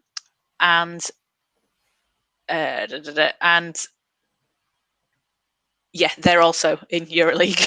So we've got Turkish teams in EuroLeague. UMMC in Russia continue to be just ridiculously dominant. Ali Quigley playing 20 minutes this afternoon, 7 threes. Why not? And winning by about 70 points. So that's just some ridiculousness there. Alyssa Thomas, unfortunately, has had an injury playing for USK Praha. So she has come back to the States to get that injury looked at. It was just described as a lower leg injury. There's no further details on that. So hopefully that's nothing too serious, because we don't want any additional injuries for her and her torn labrums. Although maybe it's time, if she does have to sit out, maybe she can just get everything fixed that she needs to. Those labrums. It's been a while. I miss it. I miss the regular labrum talk. So EuroLeague, when it kicks off next week, is going to have some really good games to watch. Caz, Katrinberg just got back, and we've not even mentioned it. Yeah. So Katrinberg. Shall I just give you a quick run through? They have Maria Vidovia, Emma Miesemann, Brianna Stewart, Jonquil Jones, Ali Quigley, Courtney van der Sloot. Who's just come in to play centre? Oh, Brittany Griner. Okay, fine. Yeah, that's right. And they won by 81 points this week, and then 70 today. So it's unfair. It's unfair. Jonquil Jones comes out, Brittany Griner comes in. Can you imagine being the team that has to face that? And they're like, okay, we've done it. We've done an okay job containing Jonquil Jones. No. I think I'd just give up. When TTT Riga beat them last year in EuroLeague, did the coach just lose his job immediately? I don't know. That is absurd. you cannot lose. I know we say this every single time we talk about Katrinberg, and it's kind of dumb that we do. I've never known a more loaded squad in the history of sport, and I mean that very seriously. I can't think throughout of all of sporting history. Chester Donnelly, you can watch it on YouTube. It's all on YouTube. No commentary. Phoebe YouTube channel. Phoebe YouTube channel, which is, swear to God, the third best YouTube channel on YouTube behind FocusHoops and one other. Throughout history, and if Len Bush is still watching, Len, can you think of a more loaded team than a Katrinberg right now? Because I certainly can't. Mikey, have you got any ideas? It wouldn't look out of place at a WNBA All-Star game, would it? Are you kidding me? No. That's the level we're talking. But again, this is the thing. This is why we play games. Anything's possible on the right day, especially with the amount of games in a short period. We're looking at like 3 games in 4 days type thing. If it is possible, a bad shooting day and a team makes a ton of threes. We've seen it before. It is possible. So yeah, you never quite know. You think they'll sail through the group, and then when we get to knockouts, whatever format that provides this year, maybe a condensed playoff format might hurt them if it's a one-off game at some point, then they could be caught out. You never know. Go on. Sorry, just in response to Len Bush in the comments, what's the story? Essentially, they've amassed all of the best players in the world on one team, with the exception of like Asia Wilson and Sati Sabali. Like, of the top 10 in the WNBA, they must have 7 of the top 10. Am I speaking out of turn there? Well, I mean, they've got 2 finals MVP, the last 2 finals MVPs. Griner, Jonquil. Yeah, they got 2 of the 4 most dominant bigs in the world. Yeah. But 7 out of 10. All-time leading assist maker in Van der Sloot. Yeah. Oh, and Albert Torrens, just pretty much the best player in the country. And Emma, just to point out, Emma Miesemann didn't play in some of the EuroLeague games last year. She was a DNP. And I should point out that 81-point win came without Brittany Griner, without Brianna Stewart and Courtney van der Sloot playing. So they won by 81 without. Yeah. It's absurd. Okay. But I tell you what, it's fun to watch. As one-sided it is, it's fun to watch because it's just ridiculous. It's ridiculous. All right, let's do it. Let's do it. The casual. It's so. Again, hopefully that looks better on your screens than it does on mine. But this is the story so far. Group A. Not everybody has played, so Izmit yet to play their games, but Perfumerias Avenida with the Samuel sisters, they are riding high at the top. Dynamo Kursk yet to pick up a win. Who plays for Kursk, Caz? Enrique. That's the one. They've got Enrique Gumbawale. More news on Enrique shortly, even though this episode is going long. Group B, this is the one that I have. This is a good group. This is a really good group. You've got Asvel, one of the best teams in the world, with Usk Proha, same. Fenerbahce, again, loaded with talent. They're all 2-1. And then poor Arca Gdynia, who are they're up against it. Let's just say that. Group C, you've got Ekaterinburg, the cheat code. And this is the group that I've watched the most games of. It's such a fun set of teams. You've got Ekaterinburg, you've got Spar Girona, Beretta Familia Schio, and TTT Riga, who, of course, beat Ekaterinburg in this competition last season. If these weren't all in the same group, I think we're looking at maybe 3 group winners and a runner-up. I genuinely believe that. Like, these are 4 really talented teams. TTT Riga aren't quite where they were last year. They're still a nice team. So if you're going to watch any games, I would say watch Group C games. And final group, Group D, Sopron Basket are running away with things. 4 wins, plus 36. You'd love to see it. Basket Landers, Borges Basket, and Galatasaray. Galatasaray really struggling this year, 0-2. And of course, they have just made some roster changes. So that is the rundown. Those games will be happening next week. They tend to be Tuesday, Wednesday, Friday, or Tuesday, Thursday, Friday. Mike, are they all over the place? We start Monday at 4 o'clock UK time with Galatasaray. So we've got games looking at schedule Monday, Tuesday, Thursday, Friday, Sunday, Monday. Oh, oh boy. And lots of UK friendly times as well. Yes, yeah. Games do start bizarrely early. Like we said, well, not bizarrely early, is it? It's a long, wide continent.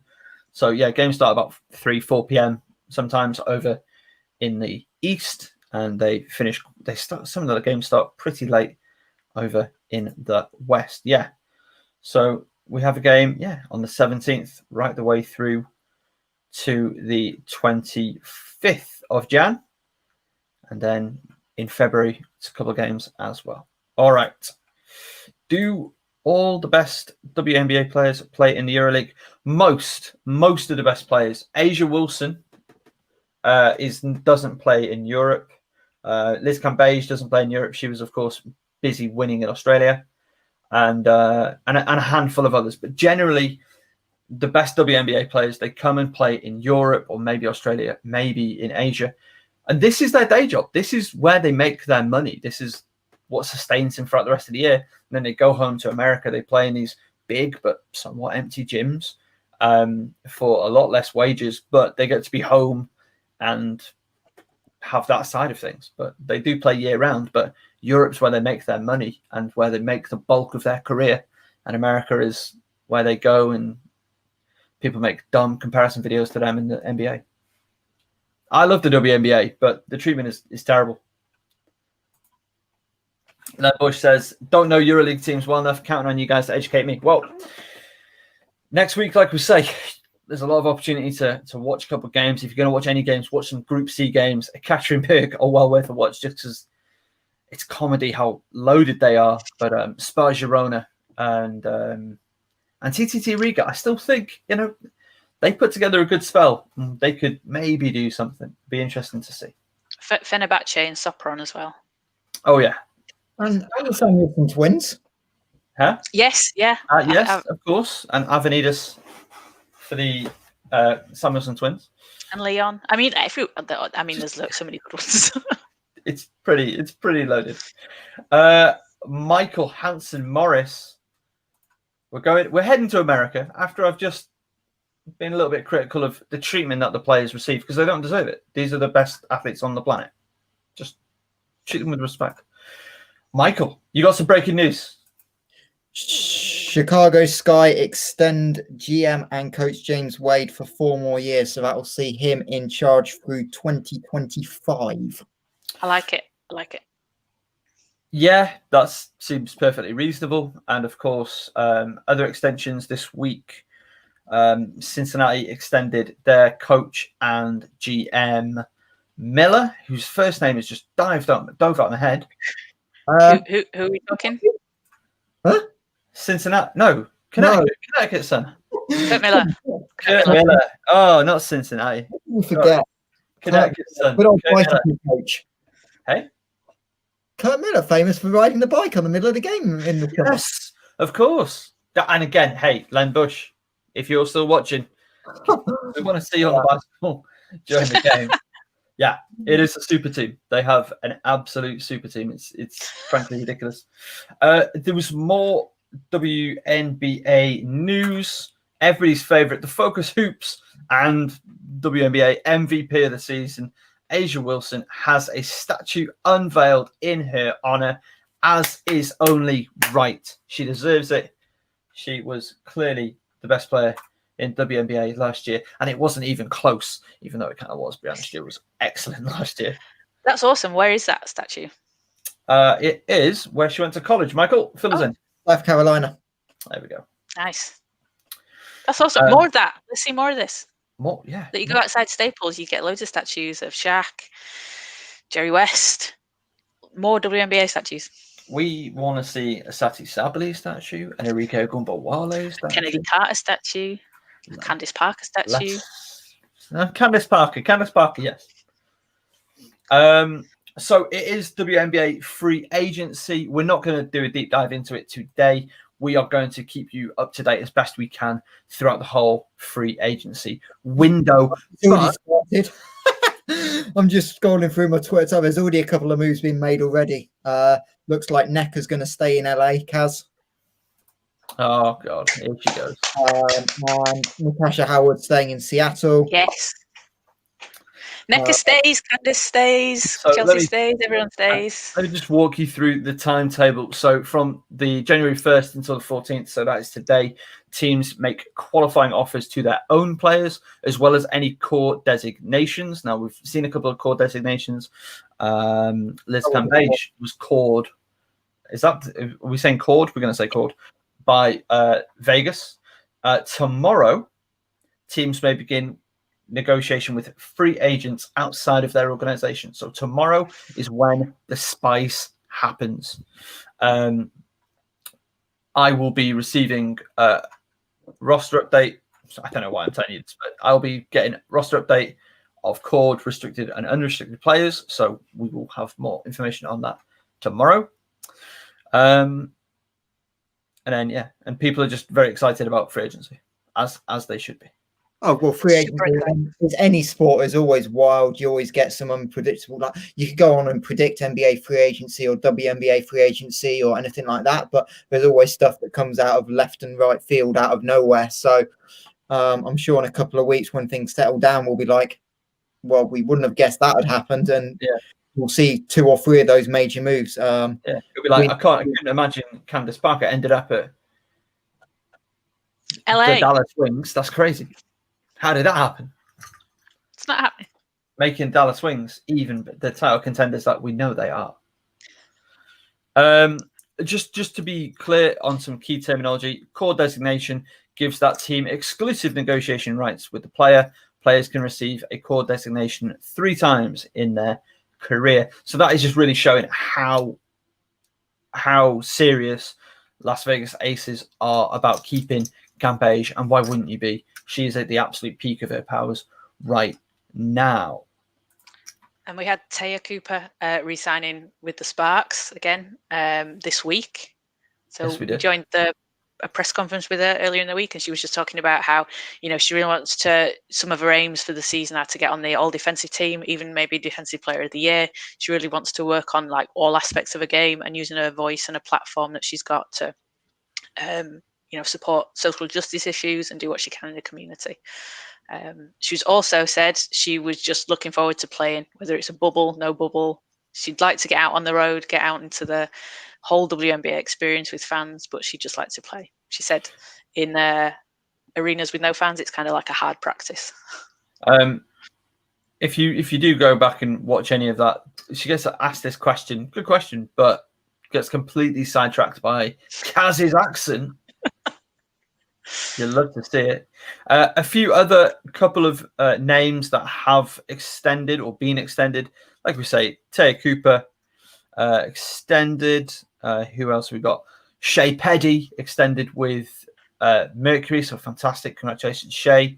Jackie G signed to the Washington Mystics again, as is Sugg Sutton, and Stella Johnson. Emma Cannon and Lindsay Allen signed by the Aces. And way back when was it November? It was November 5th. Dallas exercised the team option for Enrique Agumbawale. and That Katie was so long ago. and Marina Mabry. Yes, it was a while ago, but these three Mhm. are mega. Chester Donnelly says the amount of misogyny against the WNBA I see on YouTube is ridiculous. It's pathetic. It's just get a life, mate. Like, if you don't like something, just keep it moving. Like, nobody's making you watch women's basketball, even though you're mugging yourself off if you don't watch women's basketball, because in a lot of ways, let's just say it quite loudly, it's superior in a lot of ways to men's basketball. And I say that as a commentator of elite level men's basketball. And women's game, when it's played at that level, is fantastic. So if you don't like it, that's fine. You're entitled to your opinion. Shut up about it. Keep it moving. Don't make your crappy little videos being like, oh, could you even dunk? Because she's better than you, probably. Sorry. It's been a very long day. All right. On the cord thing, I've just been checking it. So a cord player does receive the 1 year, effectively the equivalent of a supermax. So both Inekwe and Natasha Howard will be basically paid max. So for those that don't know, that's this year's about $220,000. So it's nice when you can get it, but at the same time, yes, linking that to the EuroLeague thing we were talking about earlier, that's why so many of the top players go abroad, because they are making 220k, which is what, about a third of the minimum base salary in the NBA or whatever it is nowadays. Yeah. So who was it that got paid not to play? Sarassi. That's it. I think nearly like $1.5 million to sit out the season. Yeah. And who was that for? It was for a Katrinberg, because of course it was. All right. Is there any more for any more? Mikey?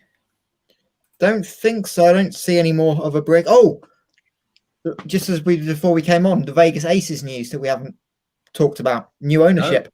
Oh yes. Sorry, yes. New ownership with the Vegas Aces. That is all going through.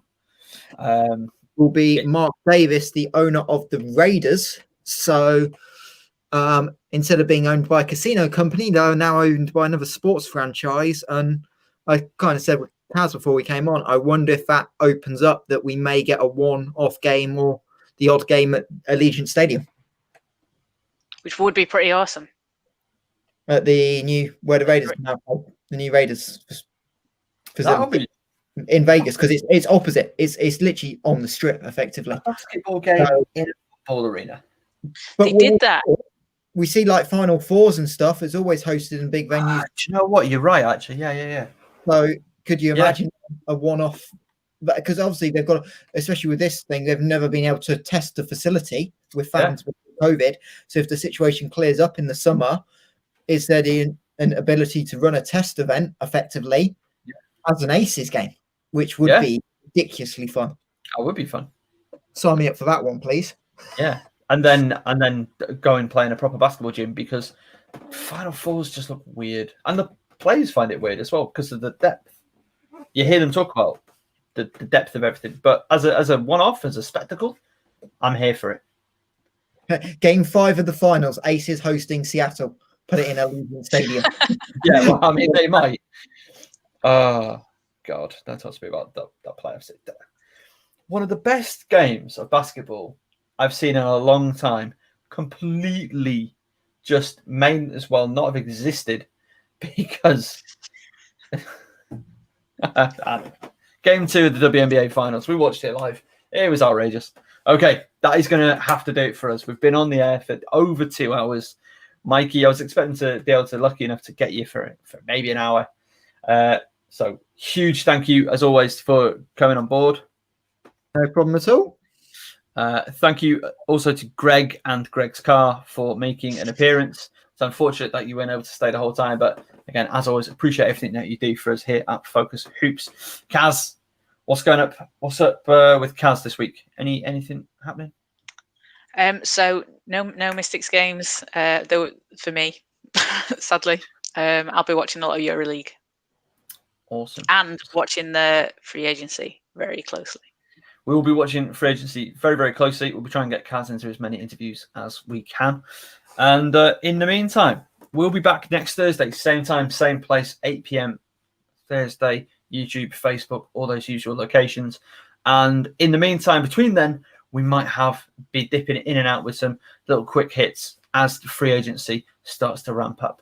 We'll see. We're going to play it by ear. Make sure you're following us on all the social medias, and make sure that you check out our partners. Notch, the mark of achievement.